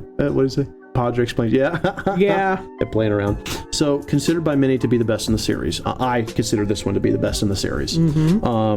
This game combines stealth, cinema, stamina, eating. You have to kill things and eat it in order to keep your stamina up. Yeah. RPG elements into a seamless and unforgettable experience. This one, like Final Fantasy X, it's a movie. Yeah. And it's cinematic the whole time. You go from moment of sliding through the jungle to a cutscene. I hated dragging the damn girl through the woods, feeding me every 10 seconds. Yeah. Yep. Okay, so what made this game so amazing was that from start to finish, you were playing a spy movie from the Cold War. Yes. That's what made this game so amazing. Yeah. And yes, it is convoluted storytelling, but it's, in my opinion, the most coherent of the Metal Gear Solid stories. Yeah. Well, they gave you so much. They did. They did. And I love how they use that lore to build, as the prequel game, they use that lore to build the rest of the universe. Yeah. All right, moving on. Okay. Beyond Good and Evil. So this is a game you may or may not have heard of. However, it aged very well because of the following reasons. The series itself actually hasn't gone anywhere. They made a one-off, they teased it a sequel, they've been building a sequel for legitimately ever. Yeah. But this game is a benchmark of lighthearted, of juxtaposing the lighthearted and the serious, because it's very silly, yet at the same time it's very serious. Stealth elements, racing elements, and fighting elements into a full experience. So what makes Beyond Good and Evil such a enduring game is that it takes elements from different genres and pulls them together into one. Yeah. And it does it very well, and it shows that you can take you can make a fighting game that's also a fishing game. I mean, you could technically do it. You could make an RPG that's also a racing game. These are possible, and that's what Beyond Good and Evil did. Hopefully the sequel is as good, if it ever actually comes If they get out of dev hell. Yeah. And the ending was amazing. The ending to Beyond Good and Evil was really good. It was very good. Final battle was also crazy. Okay, I'm considering compiling the game. Let's show my kids. Thank you, human. Thank you very much. Yeah, glad we helped. Absolutely. All right, next in the PS2 era is Fable. Okay, so it's an Xbox game. Now, this is not the best in the series. Fable 2 is the best in the series. However, Fable 2 is not an Xbox game. No. So this is not considered to be the best in the series, but it took the formula of player choice and pushed it forward, giving that player that feeling that they were influencing every aspect of the hero's story. From the very beginning of the game, where you as a child make certain decisions in the opening town before all hell breaks loose, you know, to the various decisions you make as you go through the world, to who you marry. Yeah. All of those things make you a good hero or a villainous hero. Or villain, yeah. Yeah. You're never the bad guy, because the jack of blades is worse than you, but you can be a dick. You sure can. And again, the sequel is better, but this one paved the way for it. Yeah. Let's move on. Okay. Star Wars Battlefront 2. Now, full disclosure, I've never owned an Xbox, but I had a friend who did, and I would go over to their house and play the shit out of this game. Yeah, Star Wars. I love Star Wars. 2, holy hell, this game. While there have been many tie-ins to Star Wars franchise before and after this one, like legitimately playing, oh my god, Star Wars back from the Atari game. Just crazy ass shit. But this game right here hits all the correct beats. Yeah, it does. Even today, it's referenced with love and fondness. A lot of people play this game still after all these years. I think on Windows Live, I think it's available. I'm not sure. All right, so people are calling for it. People are calling for it. People are calling for it. All right. Here we go. Halo 2. So I'm putting the second one and not the first one, and here's the reason why. This game is considered by many to be the best of the series because it took the previous game's positives and expanded on to the next level. The Halo series is amazing. Yeah, it is. Seriously amazing. Yeah. But Halo 2 is one of those that just, boom, they get it right from the get-go. Again, have never owned an Xbox. have played the shit out of the local multiplayer of this game. I love the Halo series. I just don't own any copies of it. So now the reason, Cloud, why you're not going to see GTA on this list is because the older school GTAs didn't age as well as they could have. No, they didn't. But don't worry, we're going to get to Rockstar soon enough. Okay. Shall we move on? Yep. So now we're entering the PlayStation 3 and Xbox 360 era. The final era. Yeah. Because we're not going to go into modern time. Okay, so I mentioned Rockstar. You did. You're going to get Rockstar. Yep. And you're going to get Red Dead Redemption. Because while this one is not nearly as popular as other open world games like Grand Theft Auto, which is the flagship series, dude, this one added a character that was likable with an unbelievable story arc, a heartfelt plot, mature themes of damnation and redemption, and dude, that ending. The ending, oh my god. That ending. Yeah. It takes guts to kill a main character. Yeah, it does. Especially the way Marston dies. Super guts. And I love what they did. Was it very divisive, but going to show the other side of the war was a bold move? Yeah. Yeah. So, this is the big open war game that we're saying is memorable. We're not saying GTA is not. No. We're just saying this one, for the PS3, Xbox 360 era, hit a beat that no one else has hit since then. Exactly. I have not Bubba Hotep. I don't own it, but as soon as I can get the money, I'll buy it, and I will play it because I love Red Dead Redemption. We love it. Okay, so someone mentioned something. I think Nas says he's waiting for Arkham City or Arkham Asylum. You're hilarious. Okay, so next one is Batman Arkham City. Nas hit the gold. Yep. So yes, I love the Batman Arkham series. I love them all. They're very good. Even Origins, I love them all. I love them all. But this one opens up the world from the first game, which was just the Asylum, to it's even bigger. Yeah. It's even further. It's a big area, really. This game did not change the gameplay aspects that worked, and that's what I love. A lot of games will change aspects that work because, we're going to try to innovate and make it better. And the creators of Arkham City went, no. We're going to keep what works as is and streamline what doesn't work and only add on if it adds value to the game. Yeah. And it expanded the world to something truly unforgettable. The Rogues Gallery in this game is so good. There was a lot of thought put into it. There was so much thought. And the characters that didn't appear, like, for example, the Scarecrow, there was a callback to the Scarecrow, who ends up becoming, of course, one of the main villains, if not the main villain, in Arkham Knight. Right. So, very well done. The literal only game series of it's to make a good superhero game compared to... Yes. Yeah. That's the thing, too, Nas, is the Arkham series are amazing superhero games. Yeah. And that is, outside of, like, Spider-Man for the PS4, it's... Actually, most of the Spider-Man games are good, too, but a lot of superhero games are not. This one's amazing. And it also does something that was truly... It takes balls, like we said, to kill your main character. Well, it takes balls to kill your main villain. Yeah. And I guess, spoiler alert, killing the Joker at the end was the gutsiest thing I've ever seen this company do. It was super gutsy. That was very, very... very gutsy. Different, And paved the way for an amazing finale with Arkham Knight. What about Superman 64? You shut up, Cloud. Superman 64, yeah. So many bugs. Yeah, never say that again. All right, moving on. Okay, moving on.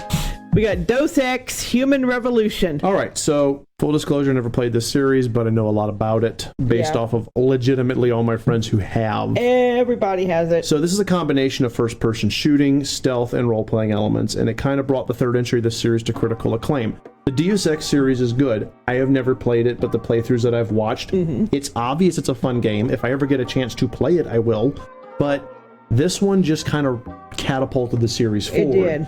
And not just that, but the idea of shooting stealth roleplay, shooting stealth RPG, shooting stealth RPG. They took three things and brought them together and moved them forward. This is PS3, Xbox 360, yes. Yes, yeah.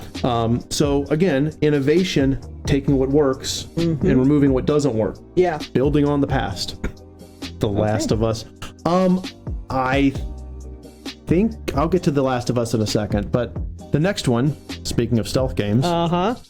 Metal Gear Solid 4, The Guns of the Patriot. So the reason that this one is on the list and not The Last of Us is because this game kind of rounds out a storyline. Yeah, it does. However, Nas, The Last of Us absolutely deserves to be on a list. Not even a question. Yeah. And the Uncharted series deserves to be on this list as well. But this game rounds out a series, and this shows that you can take a long-term plot like they did in Dragon Quest, what they did in Phantasy Star, but those were just one generation. So all the fantasy, all those 3 Dragon Quest games, Dragon Warrior games, were NES. The 4 Phantasy Star games were Genesis. This showed you can do it across generations of platforms. Yeah. Yeah. And this is the last one. You will not see the Phantom Pain on this list. No, you won't. All right, moving on. Okay. BioShock. Sincerely awesome game. Yes. Not even a question. One of my favorite series of all times. But that's not why it's on the list. It takes that concept of in-game cinema that we had previously in stuff like GoldenEye in Half-Life 2. Okay? And it took it to the next level with stunning visuals, a truly creepy atmosphere, and a game that plunges you into the very core of what it means to be human. Yeah, it does. Would you kindly? I mean, it's just very good storytelling. Yes, it is.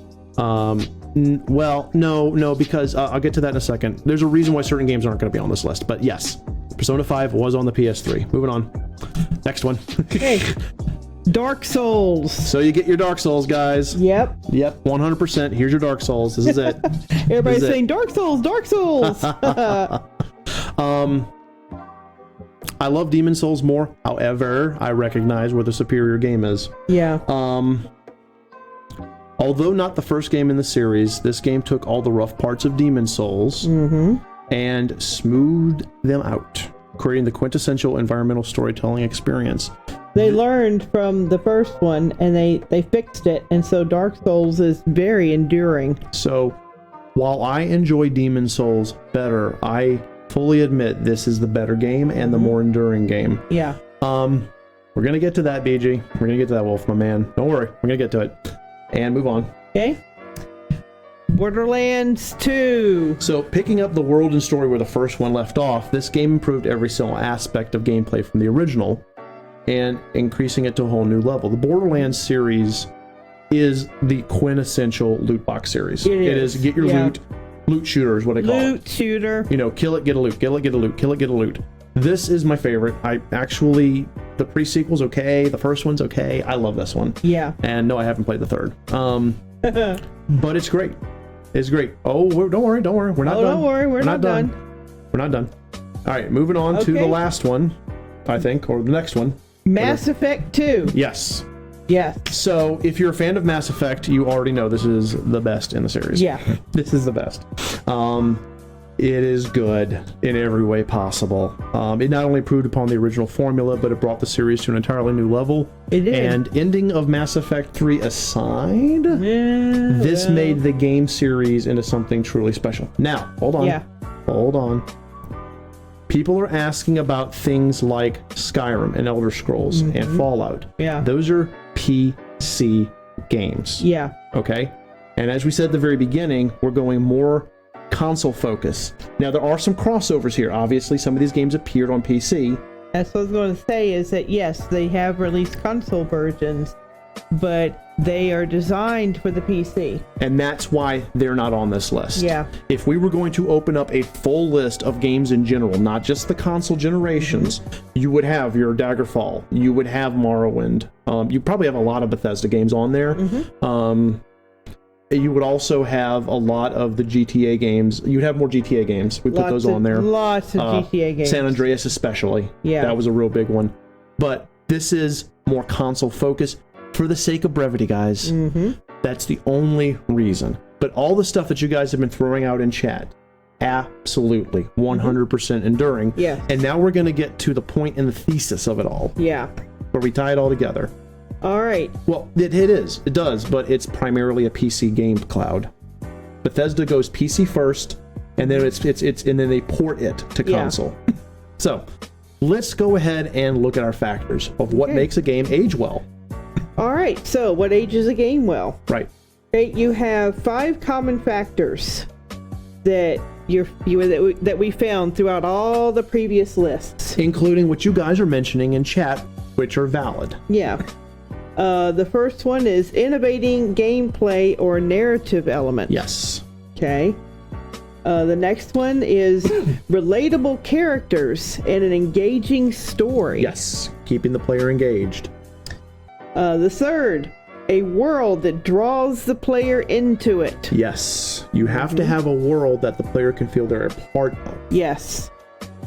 The next one, consistency in whatever the gameplay loop formula may be. Now, quick thing. What is the gameplay loop? That could be everything from walking, fighting, battle result, continue walking, or driving in a level, or shooting through a level. The gameplay loop is what the player does that continues over the course of the game. Right. And that gameplay loop has to be somewhat consistent. Even if the elements change, the gameplay itself remains a similar formula. That's right. You can't have, well, you could, but like Beyond Good and Evil, you're not going to have Jade's movement completely change and the way you play the game completely change.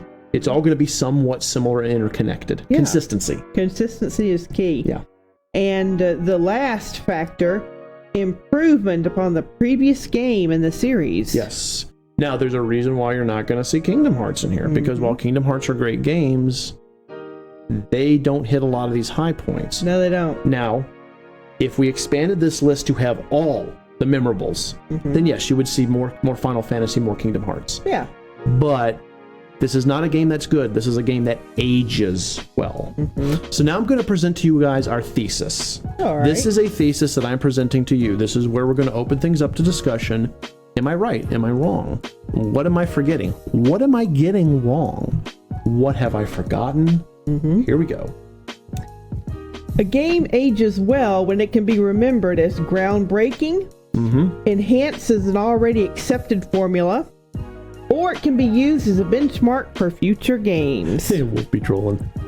So it has to have at least one of these following. And the ones on the list and the ones you guys are mentioning have that. Yeah. It has to be remembered as a groundbreaking game. Yes. The players and in general, player culture has to go, this game did something new. It innovated. Or the game has to enhance an already accepted formula. This game took what worked before and made it better. And then the third is, this one's used as a benchmark, i.e. it is used to compare future games.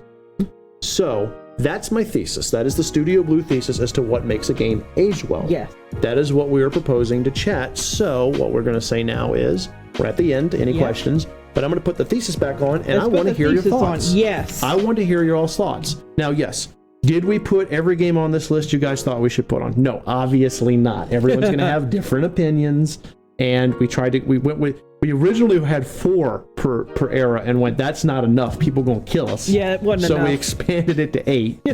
But the reality is every single one of you could probably write down a list and have different games, and we would probably agree with most, if not all of them. But now we're talking about thesis here. Yeah. Do you guys think we're missing something? Or do you think we hit the nail on the head? Yeah. What to you as a player and as a developer, if you are a developer, makes a game age well? Yeah. That's what we're looking at. And I'm going to take a quick second I am out of drink. Do we have a drink at all? No drink? No drink? We might have one. We might have a drink? We might have a drink. I did a lot of talking. Steele was yapping a lot again. People hopefully are typing. Oh, thank you, my love. Studio Blue ASMR with the poppin'. Yep. Oh, yeah. The story and sales. There you go. So Chaos says the story and sales. Well, I agree with story, but not the sales. Does a game's sales actually make it endure time? Because I can point at a number of games that have sold like nothing especially in the current generation with the PS1, the Xbox One, and the PS4, that aren't really going to age well, you know, in the terms of memory. And people are going to probably look at it and go, that didn't do it. But then you got games like The Last of Us, which does deserve to be on this list. The reason I didn't put it on this list was because they have PS4 ports, and I wanted to move those aside to give stuff that was just on the PS3. Yes. Same thing with Persona 5, by the way. Yeah. Those games are on the PS4 as well, so I was like, all right, let's give some love to stuff that is not in this generation at all. Reverie says replayability, and I agree. I agree with that. Replayability. Yes. If you can go back and play a game later on, like Reverie's talking about Diablo 2, exactly. Yeah. If you can sit there and play a game over and over and over again, for me it's Skyrim, for Teal it's Fallout 4. If you can play a game repeatedly, absolutely, we agree with that. Yes. Padre says, you guys nailed it, but it has to feel smooth gameplay wise for me. I think the games have aged well, still feel nice to play. I agree. Yes, that is true. Yes. I agree. That's why Teal and I had the great debate over GoldenEye. We did. Because Star Fox 64, which GoldenEye bumped off the list, plays really well. It's actually very smooth. But GoldenEye had those other elements. It had just better elements. You could build a case for either one. You could. And Perfect Dark is amazing as well, just like GoldenEye. How can you separate nostalgia from the current objective age wellness? That's a good question, Human. Okay. Nostalgia is when you remember a game fondly. Yeah. Age well is when you go back and play it and still enjoy it. That's what we mean by age well. I can probably boot up my N64, not my N64, my GameCube, and put in my little disc with Ocarina of Time and Majora's Mask and enjoy the hell out of myself. And on the other side of the coin, I am playing Final Fantasy VIII, and it is not very enjoyable. No. Because of all of its flaws and issues. So that is not a any game that aged well. It did not age well. No, it did not. A lot of the PS1 games that were super popular when they came out did not age well. No, they didn't. Let's see what. So Berkeley says Diablo 2 is more like a case of player agency. Yes, absolutely. Compared to Diablo 3, it allowed for diversity. Uber Diablo, right, exactly. So Berkeley's games like Diablo 2 give you, the player, the chance to do more. Yeah. You know, feel like you're in control. That's the reason why Neverwinter Nights never kicked off as much as it could. Neverwinter Nights is an amazing game. It is an amazing game. Neverwinter Nights 2 is just as good, but it doesn't give you that same feeling Diablo has. It doesn't. And that's the problem with series like that. You have a game that is really good with a great story and great characters, but if it doesn't play well, or you don't feel that player agency, right? Or in the case of what Padre said, it doesn't feel smooth. That's not aging well. No. And Padre says, FF8 is a great example of a game that aged poorly. It aged poorly. FF9 as well. I love the story of FF9. Yeah. I love the characters, but the game itself, it doesn't play well nowadays. It doesn't age well. How would you both, Archeia says, how would you both go about making a game with this formula?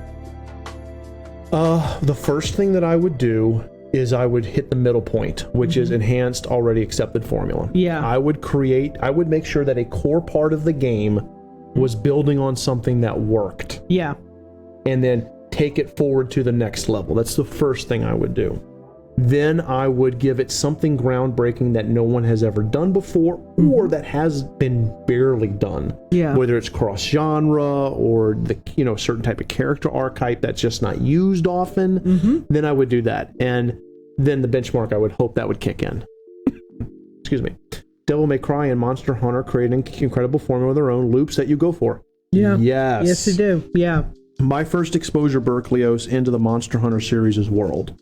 I've never played it before then. And people kept saying, Steel, you're going to love it. You're going to love it. Yeah. And I looked at it and said, it's basically just you're going around killing stuff. I wasn't interested. Well, it was on sale. I went and I bought it. And I love it. It is a great formula. The gameplay loop, as we talked about earlier, when we were doing this part right here. Yeah. That gameplay loop, it was consistent. Consistent gameplay loop. Same thing with Devil May Cry. Yeah. A consistent gameplay loop. Very important. The player has to feel like they can play the game and not have the game pull the rug out from underneath them constantly. Yeah, And seriously. that's not just age well, that's actually good game design. It is. You know, if your game is constantly making the player guess as to how they're supposed to play it, that's not good. They're going to get disengaged. If the player is, even if the plot is changing, even if the character's changing, even if they don't know who to trust, that doesn't matter. If they feel that if they can consistently play the game and feel like they can play it the same way and just have to change their strategies depending on the bosses or the levels or whatever, then that's better. I have a proposal I want to throw out there. Sure, go ahead. So let's talk about Parasite Eve, the first one. Your favorite game? Yes. We didn't put it on this list because it had a few more problems than what it should have had. But it does have one thing, an innovation. And that innovation was the Chrysler Building. Right. Because before Procedural. that, games did not have ever-changing maps like that. Not like the Chrysler Not Building. like the Chrysler Building. Procedural maps existed, but not to the level that the Chrysler Building did. Yeah. Because every time you enter the Chrysler Building, the floor maps would change. Exactly. And you could only get them to stop changing by going to beat the boss level every 5 floors. Right. And once you beat the boss for those 5 floors, then the floors would stabilize. They would not change. Right. So basically what you did was it was procedural roguelike, as they call it, until you beat a boss, then it locked. It locked them. And that was different. That was innovation. Now, yes, as Teal said, Parasite Eve didn't make it on the list because it had enough problems with it. Like most of Squaresoft's games during the PS1 era. That's why Xenogears isn't on this list. I love the game, but it hasn't really aged well because of its issues. So, hey Valborn, welcome to the stream. We are going through the thesis right now. So, you kill stuff, capture stuff. Yeah, I love Monster Hunter World. I love it. I don't like my handler though. She annoys me. But I like my kitty cat. Oh, we got Five Nights at Freddy's. That's a very good formula. That game, the Five Nights at Freddy's in general, but the first game is going to endure very well. It's going to age very well throughout the years. Undertale is going to age well simply because of its innovation. And I think we're back up. Can you guys hear us? Please let us know. Can you hear us? Yeah, please do. If you can let us hear us, we'll tell you what the hell happened. Yeah, but please let us know if you can hear us. Somebody just give us a slime. Somebody give us a slime. There we go. There's Welcome Nas. back. Yay. Okay. And we're back. And like a pro. Yeah. So what happened was we had a power outage for like 2 seconds. Literally. And it just shut down our studio completely. We lost everything. And I power think, wise. Yeah, but I think we might have lost the recording too. We won't know until we're done. Not gonna know till but check. So VOD might be a little weird, but anyway, guys, we're back. Thank you so much for waiting. Anyone who actually sat with us, we sincerely appreciate it. So it is what it is. I mean, unfortunately, when power companies decide that they want to do a thing, all we can do is just yell at them. Well, thank you. Hello Nas, hello Chaos, hello Gryphon, hello Padre. We're back. And we can continue our discussion now. Yeah, let's continue let's continue the discussion. Absolutely. Anyone want to bring up another point or have another question? Yeah. We can continue this. Naughty Dog took you guys out. They might have Nas. Probably. Yeah. Teal. So actually, sidebar to that.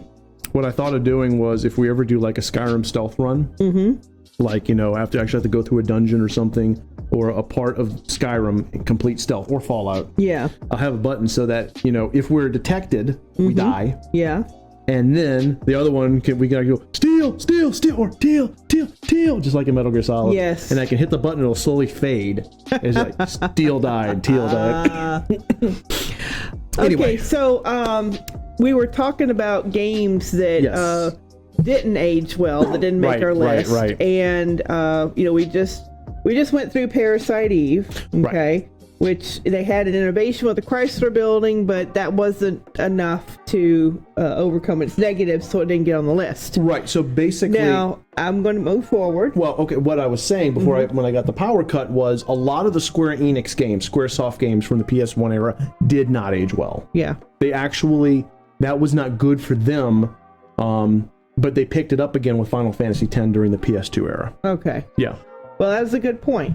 Now, let me talk about Go for it, baby. Dragon Age Origins. Oh, boy. Okay. Baldur's Gate with Morgan. Yeah. So, even though the game was really popular, it did not age well. No. And that is because of its very clunky gameplay, its exceedingly clunky battle system. Very clunky. It is Baldur's Gate. Yeah. There's no other way to describe it. It is not a smooth play at all. No, it's not. They smoothed that out a lot in Dragon Age 2 and finished that in Dragon Age Inquisition. Inquisition actually was, they learned from 1 and 2. Yep. And of course, putting out the DLC content just further refined their methods. So when they finally got to Inquisition, yes. Yeah. But it took them how many games to get there? Took them too long. Yeah, and so they lost a lot of their audience. BioWare makes up for a lot of its problems with its story, but BioWare didn't innovate quickly enough. And that is, now does that mean that the Dragon Age series is unrecoverable? No, not at all. No. It will most likely recover. The Skyrim Cyanide Tooth. So Chaos Dreamer got it. Yeah, well, we actually do. We're actually going to bitch him out because we're supposed to be on the business grid. Yeah. I'm gonna. They're gonna get an earful tomorrow. Yep. But so Nosh said Teal went to my right and Steel went to my left. All right. Where are we? Okay, so Berkeley says, I think it's mostly because Baldur's Gate worked with the original D&D rules, and Thaco is just, you are correct. Yes. That is the exact same reason, Berkelios, why despite the amazing stories, Neverwinter's Night 1 and 2 don't age well. Because they want you to play D&D in a video game. Now, a series that will age well, because it's still in this generation, is Original Sin Divinity. The Divinity 2 Original Sin. Yes. That game will age well because it took that idea and brought it to how it should be in a video game. Yeah. So I predict that Divinity 2 will age very well in the decades to come. Pardon me. Okay, so I want to see what else chat has to say. Because chat's awesome. Yes, they are. Games that you feel aged well or have not aged well. That's right. Games that we haven't mentioned on the list. On the list at all. Or elements that you believe are part of, should be included in the thesis up there. Correct, right. Also, let's take apart the thesis. Right. Do you agree? Do you disagree? Yes. And why? Right. We keep about 3 hours for these streams. We don't have to go the whole hour till 9 Central. But if you guys want to continue to discuss this, Teal and I can keep going, because this right here is something we feel developers should think about. Yes, they should. Players should consider it from a zeitgeist standpoint. Developers should consider it for when they're creating their game they want to sell. We gotta have a revisit on this topic in 10 years. Reverie, yes. Yeah, you're correct. We need to do this again in 10 years. In fact, someone write it down. 10 years from this day, Studio Blue will revisit what aged well. And we'll hit the PS4 era. We'll hit the PS4 era, and we may even be really deep into the PS5 era. The 5th gen, as they're called. Right, 5th gen, whatever. Well, they're giving it the same numbers as the PlayStations because it's easier to remember. Yeah. Gotta see if Larian brings some of that DOS. You never know. Well, we don't know. I hope he does.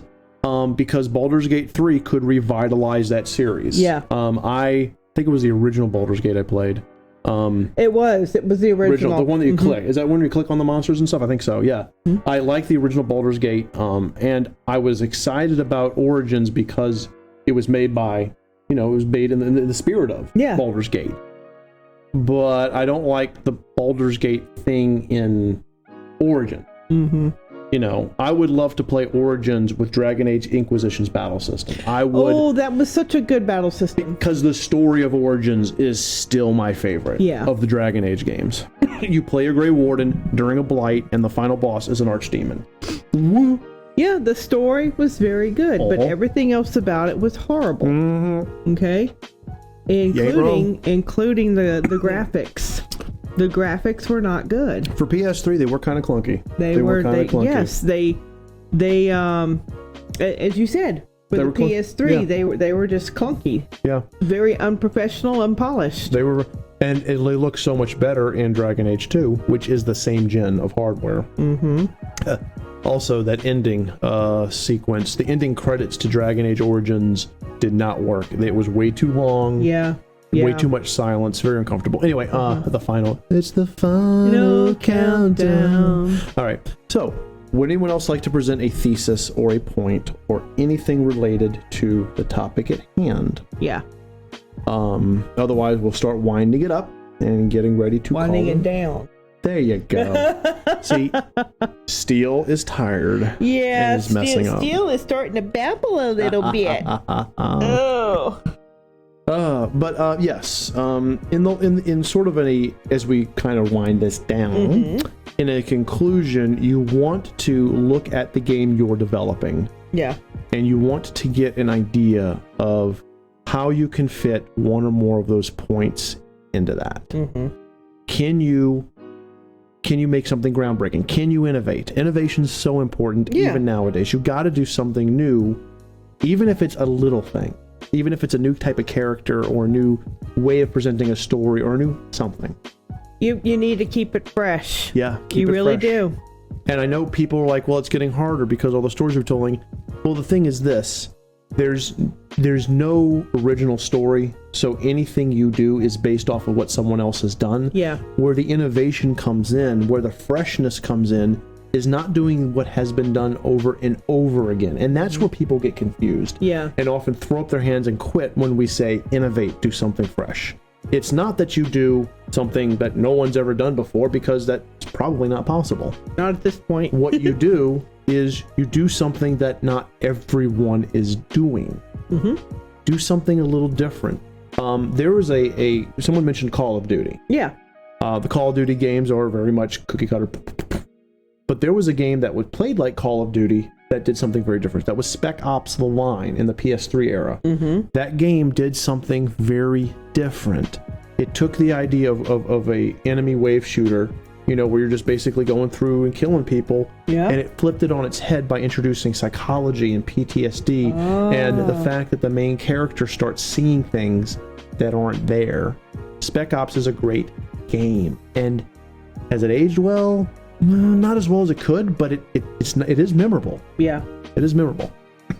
And remember that, guys. That's that big thing we talked about. A game is nostalgic if you remember it fondly, but it's enduring if you still feel good about it when you go back and play it. Yes. So. Yeah. We'll give some last minute. Yeah. Let's see if Chet has anything more to throw out. Berkelios is absolutely correct. It was based on Heart of Darkness. Yeah. 100%, which is an amazing book. Brandon Sanderson, as he puts the limitation. Yeah. Yeah, he does. Yes. Yeah. Yes, he always tries to do a little something different, a little something new. Which is why I think why his stuff is so good and why he was asked to finish Wheel of Time. Anyway, but yes, you guys are 100% on the target. For start to finish. Spec Ops: The Line just hooks you in, and just watching, it's just such a good game. Mm-hmm. It's such a good game. I really want to see them take that IP and run with it and do something else that makes you feel like you're still, you don't remake it. It's already been remade. If you have to port it to the next gen or put it on Steam, that way people can play it on their computer if it's not already there. But, take that idea of a person who mind breaks and then just everything else starts turning into, another way, another direction. They go nuts. They go crazy, whether it be on the battlefield or in a spy situation. Something. I would love to play a spy game. Yeah. Where I'm playing a person who's so deep undercover Oh my god, that's a great idea. So I'm so deep undercover that the player doesn't realize they're undercover. So I'm playing a person that's like deep inside of like Russia or maybe China or some superpower. Right. And I think I'm part of this country and I'm part of this story. Yeah. And I'm going through this story, and then as it comes out, I'm so deep undercover that I've forgotten who I am. Oh my god, that would be really cool. Yeah, we actually sang the final countdown, Chaos. It's important to remember that we didn't jump from FF1 to 15. Right. There's tons of stuff between. It slowly builds up and taking advantage of new technologies and ideas that show up as a result of previous games. Yes. Yeah. Yes, absolutely, Reverie. I mean, yeah, for Square Enix, slow and steady wins the race. And with Final Fantasy series, they try to do a little something different, a little innovation. Yes. For each one. Unfortunately, where they fall apart at is their writing. With not excluding certain entries, of course. Right. Yeah, because, and we've talked about this before, Teal and I have, Square Enix, especially with the Final Fantasy series, fell in love with itself. Yeah, it did. It thought it was too much. It thought it was invulnerable. It thought it could throw out anything with the words Final Fantasy in it, and people would buy it. Right. And that's not the case. Now, for like Padre saying Final Fantasy 1 better than 15, slowly jump backwards. A lot of people feel that way. Yeah. I'm not a fan of 15. The playthroughs I've seen, I do not want the game. Not interested. But I loved 7 Remake. So when Square Enix gets their storytelling crap together, I think they're amazing. Because they have everything else. They're on a great engine. Right. Finally. Their graphics have always been just epic. Eye candy out there. Well, eye candy. They have been known for years as the eye candy.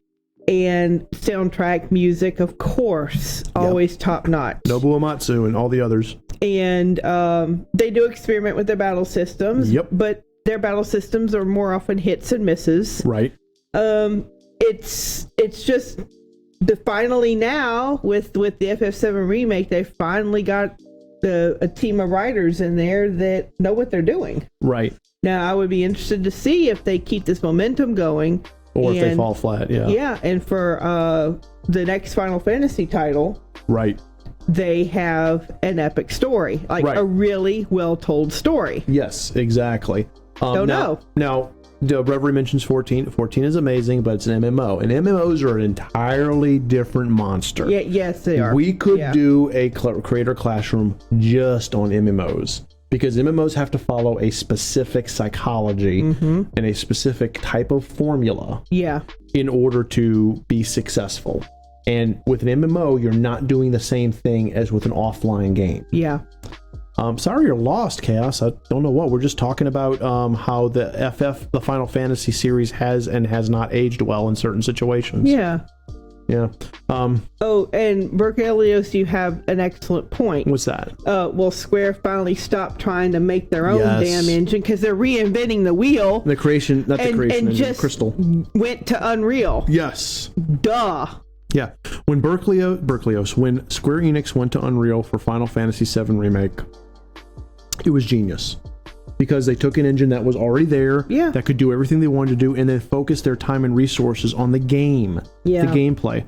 Because the people who run the Final Fantasy series, those people have forever been talking about how they wanted to get rid of the battle scene and have battles take place on the map. And they've been wanting to do it.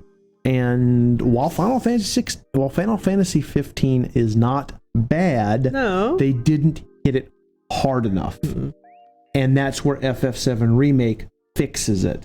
If you're going to do a RPG Final Fantasy action battle system, you do it that way. Now all they have to do is fix their agent AI, the AI of your companions. Right. And they will be slamming it with their future titles. That's true. Padre says the PS5 Project Etheria trailer from the FF7 team looked amazing if they can combine if they can combine that with decent writing. Exactly. They are sticking with it. Okay, good. If Square Enix is sticking with the Unreal Engine, good, I am down. Then they have got a real good shot Yes. at making the ultimate badass Final Fantasy title. Yes. As we have said, and we are in the process of working on the review of the game, but FF7 Remake revitalized us as fans. They now have a chance to win us back. So hopefully they'll ride that momentum. Also, it still astounds me that they were surprised that an old-style RPG like Octopath was successful. Yeah, it's not because the RPGs are popular. It's because they let the... Thank you, Berkelios. Oh my God, man. You are on target, my man. When the...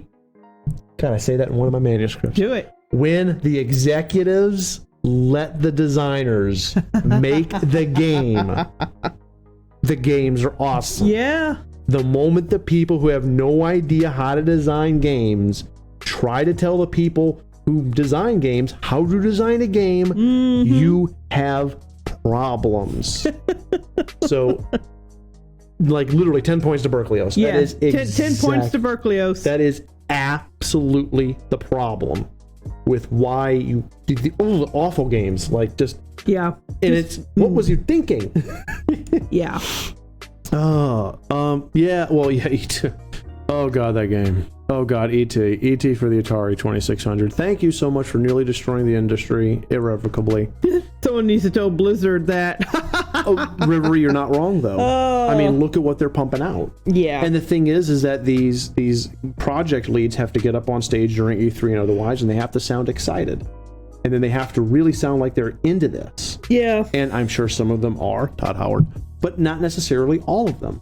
And I'm sure there are some developers who get up on stage with their little microphones attached to their ear and their mouth, and they start talking about it, and they're going, I hope they buy that bullshit, because I really need that bonus. Because they need to feed their families. You know. The moment that a design team is allowed to do what they want, to make the game that they need to make, that they want to make, the games are beautiful. The moment the executives take control. Yeah. You know, board of directors, shareholders, all that nonsense.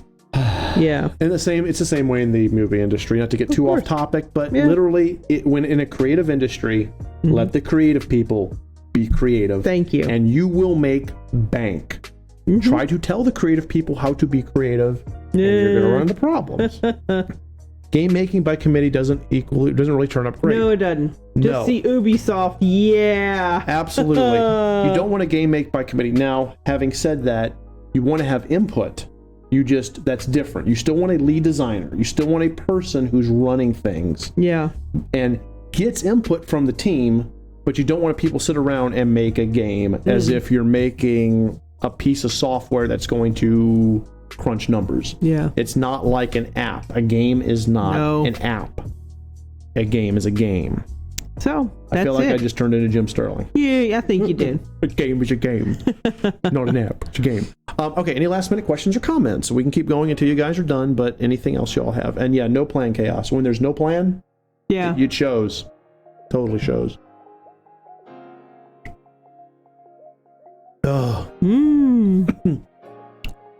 Just a reminder, we will be starting Horizon Zero Dawn this Thursday. Oh, yes. So I'm looking forward to that.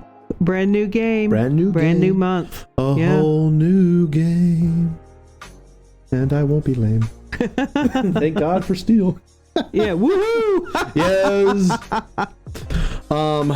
All right. So yeah, I will. I'm gonna give it another minute, and if we don't have another question pop up, then we'll go ahead.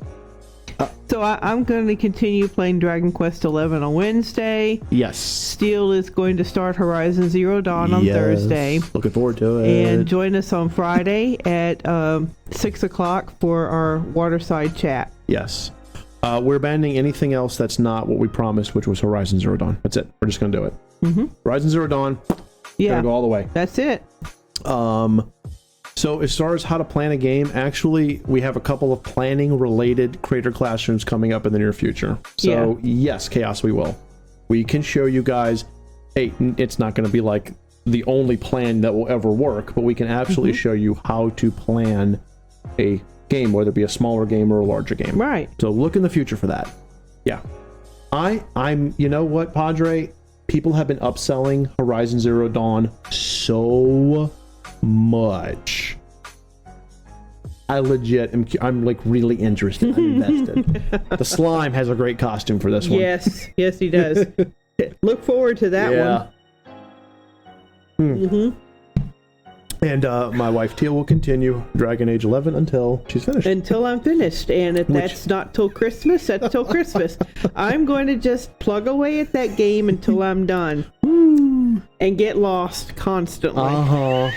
That's why we watch the streams. You guys watch Teal get lost. Oh my God. It's sad when I get lost in a straight curved corridor. Exactly. A straight curved corridor, right. See, I'm getting lost now. You're getting lost just talking about Lord. I love this woman so much. Oh my God. Well, Berkeley's just playing a game, simply watch what happened to Duke Nukem Forever and don't do any of that. Thank you. Basically, not Half-Life 3. No. Not Duke Nukem Forever. Yeah. Although, interestingly enough, Half-Life Alyx has revitalized the series, so they got it. We'll see. They're doing all right. Duke Nukem Forever. No. Oh my God. Just no. Please. Don't do that, guys. Y'all are so much better than that. Actually, all DQ games from DQ. Yeah. Yeah, they did.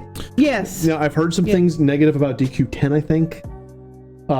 You've heard all those things. I haven't. Yeah. So not so sure, right? Yeah, I'm on the fence about it. Yeah, but all the DQ games do age well. They do. They're especially DQ. Actually, starting with Dragon Warrior 3 and moving on. They're good at what they do. Yeah. It's good, solid storytelling. Dragon Quest 11 on Tuesday and Wednesdays speed things along. What? No, we need our Tuesdays off, dude. No, I actually have other things that I'm committed to on Tuesdays. So, nope, you get Dragon Quest 11 on Wednesdays only. Yep. We have only so much time with our lives, guys. Yeah. You're getting us 4 times a week.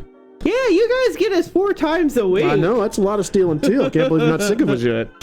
Now we get a slime of culture and response. I love the slime of culture. Any last minute things you guys would like to talk about? No Tuesdays. No Tuesdays. Nope. No, we will not stream on Tuesdays or the weekend. Right. Not a special one-off if we have to do something or if it's related to like our lives, then maybe. But under all normal circumstances, no, not even. And it's just because we have to have some level of normalcy in our lives. Well, I have other commitments. And she has other commitments. So I have to honor all my commitments. Teal has commitments. All right, so Nas asks, why is it rare to see an RPG Maker game that breaks the mold? Well, actually, it's a very good question, Nas. Yeah. Let me go ahead and answer that. The problem is not with the engine. The problem is that the engine makes it, the engine is so readily accessible and easy to learn. More the second one, that anyone can make a game using RPG Maker very quickly. I have seen people put out games within a matter of weeks to a month. Yeah. On Steam for sale. You shouldn't, but they do. So when an RPG Maker game breaks the mold, it shows that the person didn't just buy the engine, slap together some assets, and do a thing. Instead, what they did was they sat down, they plotted out how they wanted their game to go. They made a plan from start to finish. And we cannot stress this enough, guys, and that is why one of our creator classrooms relatively soon is literally on planning. Yeah. You have to plan out. Right. Everything has to be planned. So that's why it's rare, Nas. Most people who develop in the RPG Maker engine do not know how to plan creating a game. They just put it together, talk about how good it is, and hope that people like it. And there's nothing wrong with being a self-promoter, but there's everything wrong with putting your game together without a plan. Right. Hey, Seaboth, welcome to the stream. We are nearing the end. At this point, we're kind of just talking about the thesis on screen, but we are also just opened up to questions in general. Right. Tonight's Creator Classroom was on why some games age well, and was very engaging, except for the part where we lost power for like 5 minutes. That was fun. We're going to give our power company... Oh, they're going to get an earful on that one. Earful. Can you do a game create class where you actually make the game for the class? That's a little bit beyond what you can do in a class. That's a series. Yeah. In the future, anything's possible. Now, we are going to have a class where we make maps. Yes, we are going to have a class where we put together maps. In fact, there's one particularly centered around Twinkle Tweez Twee. Right. So we are going to go through that. But creating a game in real time on stream, like what I think like what Hawk has done and what Drifty is doing, that's not really what we do. We teach the theory behind stuff. Yeah. Having said that, in the future, totally possible. Yeah, Nothing's sure. impossible. Sure, it's totally possible. So if we do that, we absolutely will. We'll also choose an engine that we feel can teach people properly. Yeah. Which may or may not be an RPG Maker engine. It might be something else. Okay. We'll pick one at that point. And Nas has another question, so throw it out whenever you're ready. Okay. For me, it comes down to story approach, I think. Seafoth says, Plug-in overload, yes. Plug-in overload. Berkelios, the number of RPG Maker games back when Teal and I were doing the regular Let's Plays that feature creeped were uncanny. Woo! Oh, I like this plugin. Oh, I like this plugin. Oh, I like this plugin. Not thinking how the plugins actually work together, but just putting in what they like. Feature creep is very prevalent in the RPG Maker community. Unfortunately, we need to break people of that habit, and then it can make the good games. Seaboss says, case in point, the original Wasteland is still remembered fondly even a generation later. Yes. Yes, it is. Yes. A lot we were talking about, Seaboth, was, is it something that is playable smoothly? I think it was Padre who brought that up. I think it was Padre. I think it's Padre. Yeah. Is the game something that's smooth playing? And if that's the case, then yes, absolutely, you're 100% correct. Berkeley says some games are too bare bones in mechanics. Others include every damn plugin. 100% correct, Berkelios. You know your stuff. That is absolutely true. Nas says, what ware's the best way to find places to commission artists and do things like that? ArtStation, as Berkelios says, artists and clients is also good. Artists and clients. Both of those are really good. Yeah. I would steer clear of DeviantArt to find commissions, but I would look at DeviantArt to get ideas of what you want. Right. And don't commission someone on Twitter unless you've vetted them. Please. You can get punked out of money way too quickly. Padre says lots of people think using loads of plugins will make their game stand out, so they keep piling them in. And then you feature creep. And that is such a huge novice mistake. Huge. Is putting just tons of plugins in. Don't do it. You don't put a plugin in just because it's cool. You put it in because it advances your story. It advances your gameplay. Reverie says, I actually try to keep things to a minimum rather than using everything that I can be. I try to use as possible. Yes. Yeah, that's more is less. More is better. Or less is more, whatever it is. The less is better. Good God, I can't think right now. But yes, you only want to put the amount of stuff that you need in order to make the game work and nothing else. And that's that way with a story, with characters. Whether you're writing a book, creating a video game, it does not matter. If it does not move what you're doing forward, cut it. Yeah. It doesn't need to be there. That's absolutely true. What the heck is this? Wait, what? Naughty Dog? No, okay, I don't get it. Oh, okay, it's just, okay. Can the game message help the game age well? Okay, sorry, let me go ahead and close this out. Someone was messaging me. Okay, so can the game message help? I don't know what you're saying. Chaos, I'm sorry. If you messaged me something on Discord, I didn't get it. I just got someone mentioning mentioning a Naughty Dog or something. So, sorry. Steel just reads Nas' message on Discord. Did I? Oh, is that what that was? Okay. Oh, Steel. I'm an idiot. That's okay. Okay. Sorry, Nas. Give the big derp thing for Steel. Yeah, I derped hard. You derped. Okay. Don't message me when I'm streaming, guys. Berkeley, you're right. Steel is like really tired. This is like his second soda in like an hour. I'm closing Discord so I don't derp again. I'm very sorry, Nas. Please don't derp. Okay, so how does ArtStation work? Okay. Do you know that? Do you know how ArtStation works? I don't. Just how artists and clients works. Okay. Well, that's just going to have to be something you type in and discover. I don't know how it works either. I haven't used it. Yeah. And Cass, I'm still not understanding your question about the game story message. Sorry, man. Neil Drunkman in a fit. Did you about The Last of Us? Yeah. Oh, I love Nas. Nas is great. I love all you guys, though. We do. You guys are an amazing community. We all joke around and give each other shit. Oh yeah, we love to razz each other. It's We're funny. like all the best of buds. It's fantastic.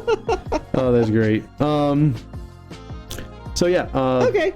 Well, Keep your games fresh. Only put in your games what are necessary to make the game happen. Yeah. Don't put anything else in. because yeah, just for the reasons we said, and also I thought of another reason. What's that, sweetie? Your game has a bigger chance of breaking or having a bug in it if you put in too many plugins and elements and crap. Yeah. You increase your chance of the game futzing out. If that's Reverie, if that's what you mean, Chaos, let me know. That's a good question. If the theme of the game, the message that the game is trying to get across. Okay. Okay. So let me scroll and actually get what he was saying. Let's see. Scroll actually up a right little here. bit. Okay, you scroll up there? Okay. Okay, so he's asking, can the game's message help the game age well? Yes.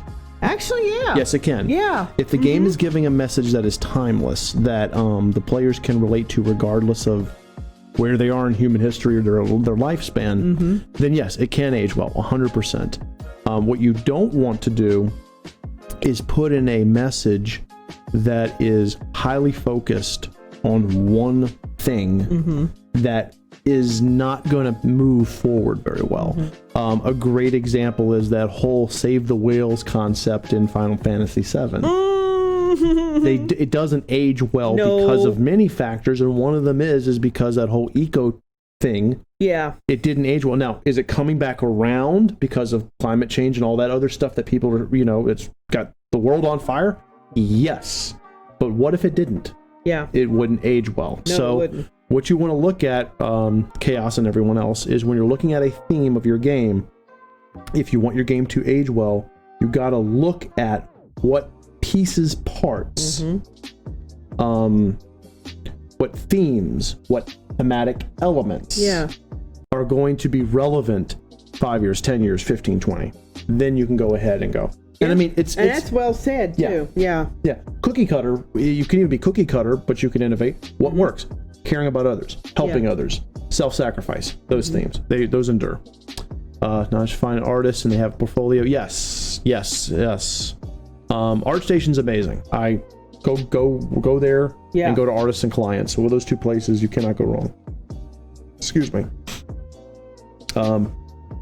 Okay, so any other last minute questions? Because we're actually getting a little closer to quitting time. Oh my god. This is amazing. You guys are awesome, by the way. We've had a lot of fun. Fantastic time. It's been great. We are going to raid someone playing Echo the Dolphin when this is over. What? Yeah. Echo Someone's the playing Dolphin. Echo the Dolphin. That is so cool. Save the whale, save the dolphin. Save the dolphin. Is that 2.5 less dolphin? Oh no. I love that movie. No, Amber, no. That's it. We'll just do a bunch of impressions for 20 minutes. Yeah. Sound like more. It's Studio Foo. Okay, yes. Anything else anyone wants to throw out? We got this. We got you guys. If not, we'll be calling it and getting ready because I'm so exhausted. I am just, like people are saying, I'm running on fumes. Steel is tired. I think you're on fumes. I am on fumes at this point. I am going to go take a nice hot shower and then I'm going to go just crash into bed. Fumes. Brain first. Yeah. It's fantastic. We've been up since really early getting stuff done here around the house. So. Yeah. Do you still do game playthroughs? Ask us that in a couple of weeks. Yeah. See where things are. Yeah. Right now, Nas, we're kind of moving stuff around. Yeah. We got a lot going. Like, there's a lot happening, and we have to get it all moving first. Yeah, the thing is, we're in August now. We just hit August, and the end of summer is approaching.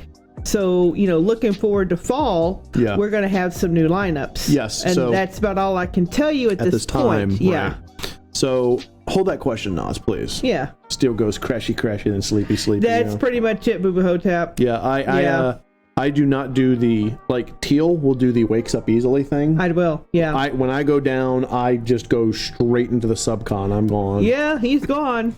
The world could be ending around me. The aliens from ID4 could be charging up their super laser and their city destroyers, and Steel wouldn't know a damn thing. It's a great time for me to go in there and steal his snack cakes. She does. It's terrible. Robbed by my wife. Yeah. But you have such delicious snack cakes. The chocolate ones. Yum, Oh, yum, yeah. yum, yum, yum. Mhm. Okay, guys, did this help y'all out? That's what we want to know. Did this help? Because when we chose this one, we're like, well, this isn't as developer immediate centric, but hopefully you guys can glean information off of it. So did this help you guys? Yeah. That's what we need to know. We need that kind of feedback so that we can continue to craft the best possible classrooms. Well, a yes and a no. Could you elaborate, please, Chaos? Could you please elaborate, Chaos? Yes. And everyone else, please type up your feedback. And if you're watching this on VOD, please hit this in the comments section below. We want to know, did this work for you? Do you think remakes are a way to help a main game age better? Well, it worked for Final Fantasy VII, so... Yeah, maybe. It has to be done right, Reverie. It can't be done... Remakes, not remasters. Yeah. There's a difference. Yeah, reimaginings, remakes, that kind of thing. Taking an engine, taking a game, and just increasing the polygon count or whatever the hell they did for FF8, that doesn't work. What they should have done with FF8 was take it, make the graphics modernized, then improve the story elements that were busted. Yep. And improve the gameplay elements that were busted. Yeah. If they had done that with a remaster or a remake of FF8, it could have been a good game. Yeah, it could have been. They did it with 7, and it struck gold. Yeah. So I need to make a Pitfall Zelda GoldenEye game. Yes, Gryphon, exactly. The information for why it was good, but I felt it was just dragged mostly to the point. Well, you know, that's good. That's good feedback, Chaos. We did kind of go through a big list. We did. Yeah. Originally, the presentation was a lot shorter. We opened it up because we were afraid of people going, "Oh God, they left out this game. They left out this game." Well, it was meant to be a sample list, so that's good feedback, Chaos. In the future, we'll try to streamline things a little bit more. Yeah. Remasters don't do anything better. Exactly, Reverie. It's the remakes and the reimaginings that do. Right. That's the ones. Yes. If you're going to remake a game, remake it. Don't just add a new coat of paint with a new price tag on it. Right. Nobody cares. The only time you're allowed to re-release a game you already did is if you added new content and it's a content, and it's a director's cut, like Persona 5 Royal. The Last of Us remastered. Well, that was actually just a port. In other words, add something. Right. Add more. So a director's cut is fine. Yeah. A remaster, a remake is fine. Yeah. Don't do a remaster. Stay away from that. The story was actually a bit stronger point for me, but the salary and level mechanics of it can go burn and well, there you go. Burn and dis. I like it. Dis. Yes. That's awesome. That is good. That is a great layer of hell. But seriously, yes. Teal, your thoughts on the story of FF8? I think you have an issue with its presentation, but not the story itself. Well, the story itself is very short and rather straightforward, but it's the presentation that is so wonky. Yeah. And it really, they could have just presented it in a more straightforward linear fashion. Yeah. Instead of jumping all over the place like they did. I hear you. Yeah. But the thing is, it's interesting to play through Laguna. It is. It's interesting. But it adds nothing to the story. What I get out of it is, I don't care what he did back then, okay? I don't care that he was, a hero this or hero that. The bottom line is he's a deadbeat. He's a deadbeat. He left 2 women practically at the altar. And he knocked one up and then left her with the kid and never saw his kid again. So he's pretty much a shithead. So your biggest criticism, Teal, is that those pasts, the information that you gain from the past about Eleni and such, doesn't pull enough relevance. It does not. No. I see what you mean. That's a good. You bring a good case for that. Yeah.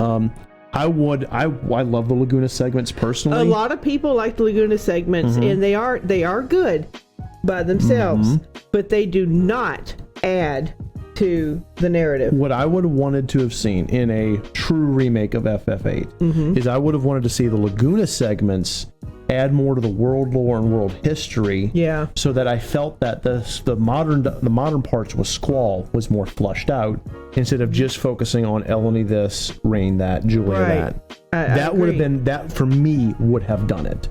They had an opportunity they missed, and that was with Sorceress Adele. Right. He was originally in the Gobadian army to fight her. Right. They just dropped it. Yeah. Yeah, they didn't drop. They just dropped it. So. Right. Yeah. Right. Laguna. Right. I'm with you, Reverie. I think the Laguna was the better part of 8, but I understand where Teal's coming from, where the relevance factor was brought down. He is more relatable than Squall. Yeah, but that's not the point. Right. This is Squall's story. Right. This is Renoa's story. Right. Okay. And what was done in the past, it has very little bearing on them, aside from the fact, okay, this is her parents, these are his parents, and now they get together, and great, it's a Victorian melodrama. Right. But other than that, no. Your feeling is not so much that the characters in the past fall flat. You're feeling that the construction of the narrative and how the narrative of the past pushes the narrative of the present forward doesn't work. It doesn't work. Okay. No. See, I can see that because I agree completely with what Reverie is saying. I related to Laguna really well when I played FF8. I did not relate to Squall at all the entire game. Right. And that, yeah. Yeah. Yeah. I related to other seed characters. Like I related to Quistis. I related to Punchy Face. Zell. You know, that kind of hyper, hey, let's go, let's get it done. Yeah. You know, I related to those characters, but I did not relate to Squall at all. Most people don't. Yeah, his part of this overall story is almost irrelevant. Yeah.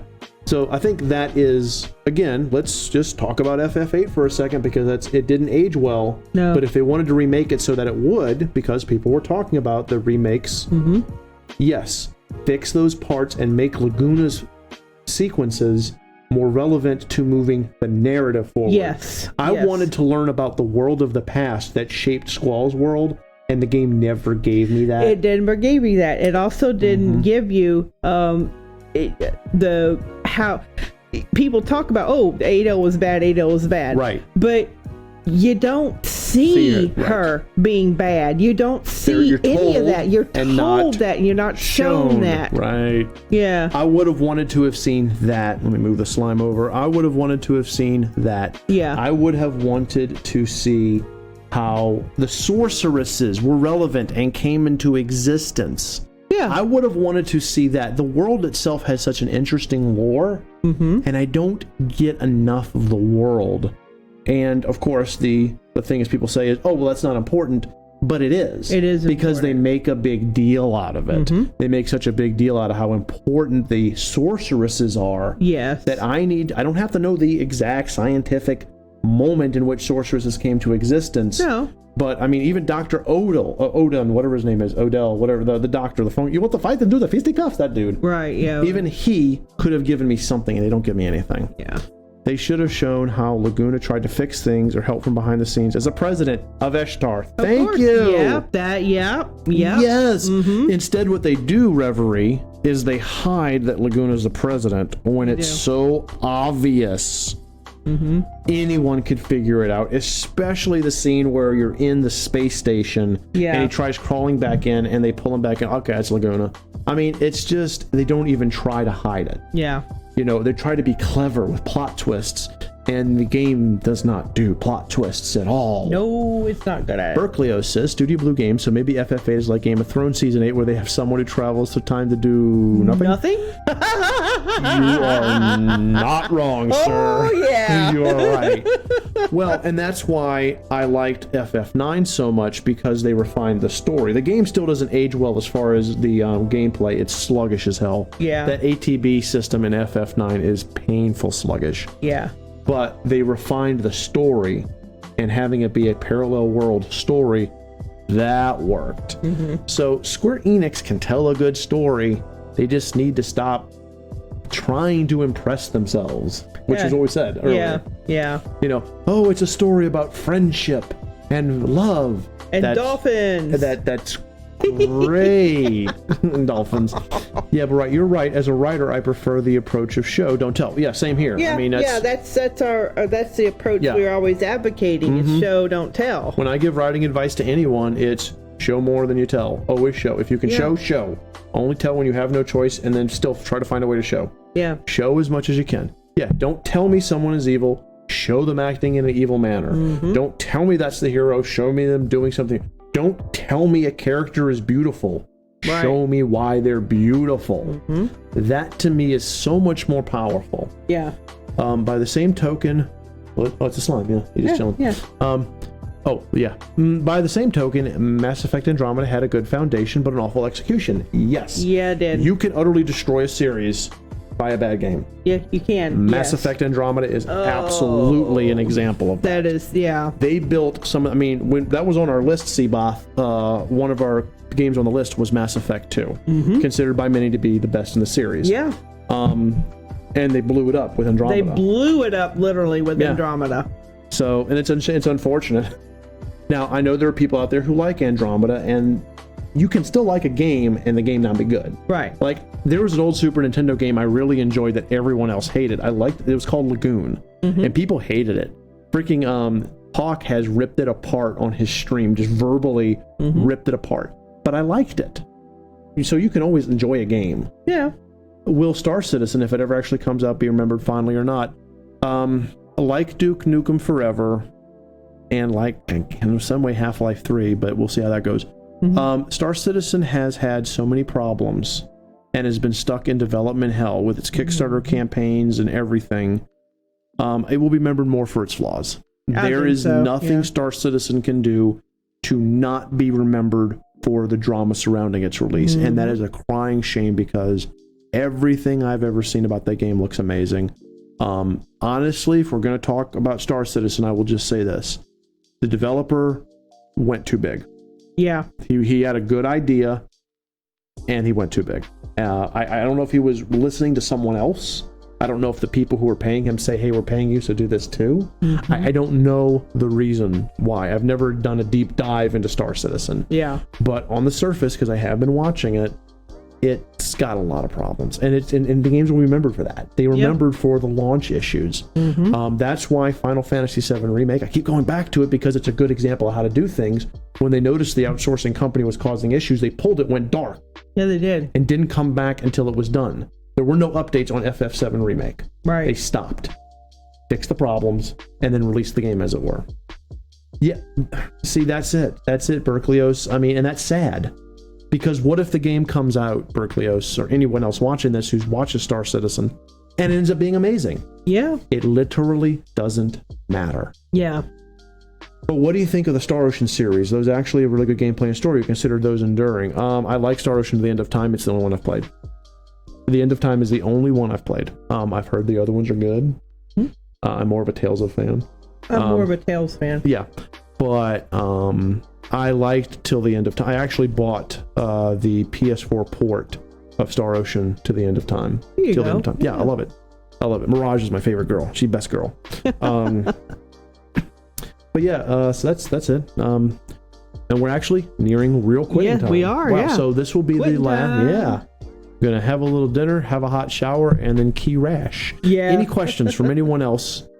Anything else y'all want to bring up? This will be the last one, and then we'll cut for the evening. You guys are awesome to hang around, by the way. It's the Studio Blue family. Yeah, it is. We have so much fun doing these. Teal is playing with her bangs. It's so cute. I'm making them into a bow. She got a little red bow on your head. I'm actually making my hair so into cute, a bow. guys. I'm doing this. I'm doing this. It's going to be a bow. Watch this. Oh, God. Teal's doing it. Teal, your hair is going to be in a knot. Look at that. It's so cute. It's a hair bow. Literally. I made a bow out of my hair. This is marriage. Crashy. Yeah, all right. Steely. I think it's going to be slimes and crashing. There's going to be slimes and crashing and some dinner too. Yeah. Teal, are we eating in or are we eating out? We are eating in. Okay. We have a delicious dinner. Oh, cool. Yeah. Awesome. All right, so we are going to call it for the evening now, ladies and gentlemen. Yes. This has been a lot of fun, educational. So sorry about the stream break. We'll try to fix everything up Yeah. for the VOD. If you're watching this, please, give us some love and let us know in the comments what you think about it. Yeah. Please join us Wednesday for Dragon Quest XI and Thursday for Horizon Zero Dawn. And yes, right. Teal playing with her bangs. Absolutely. One animation right there. If you like what you saw, leave a smack down the like button below. Subscribe to our channel. Consider supporting us on Patreon. Connect with us over Facebook, Twitter, Discord. And we will see you in the next video. See you next time.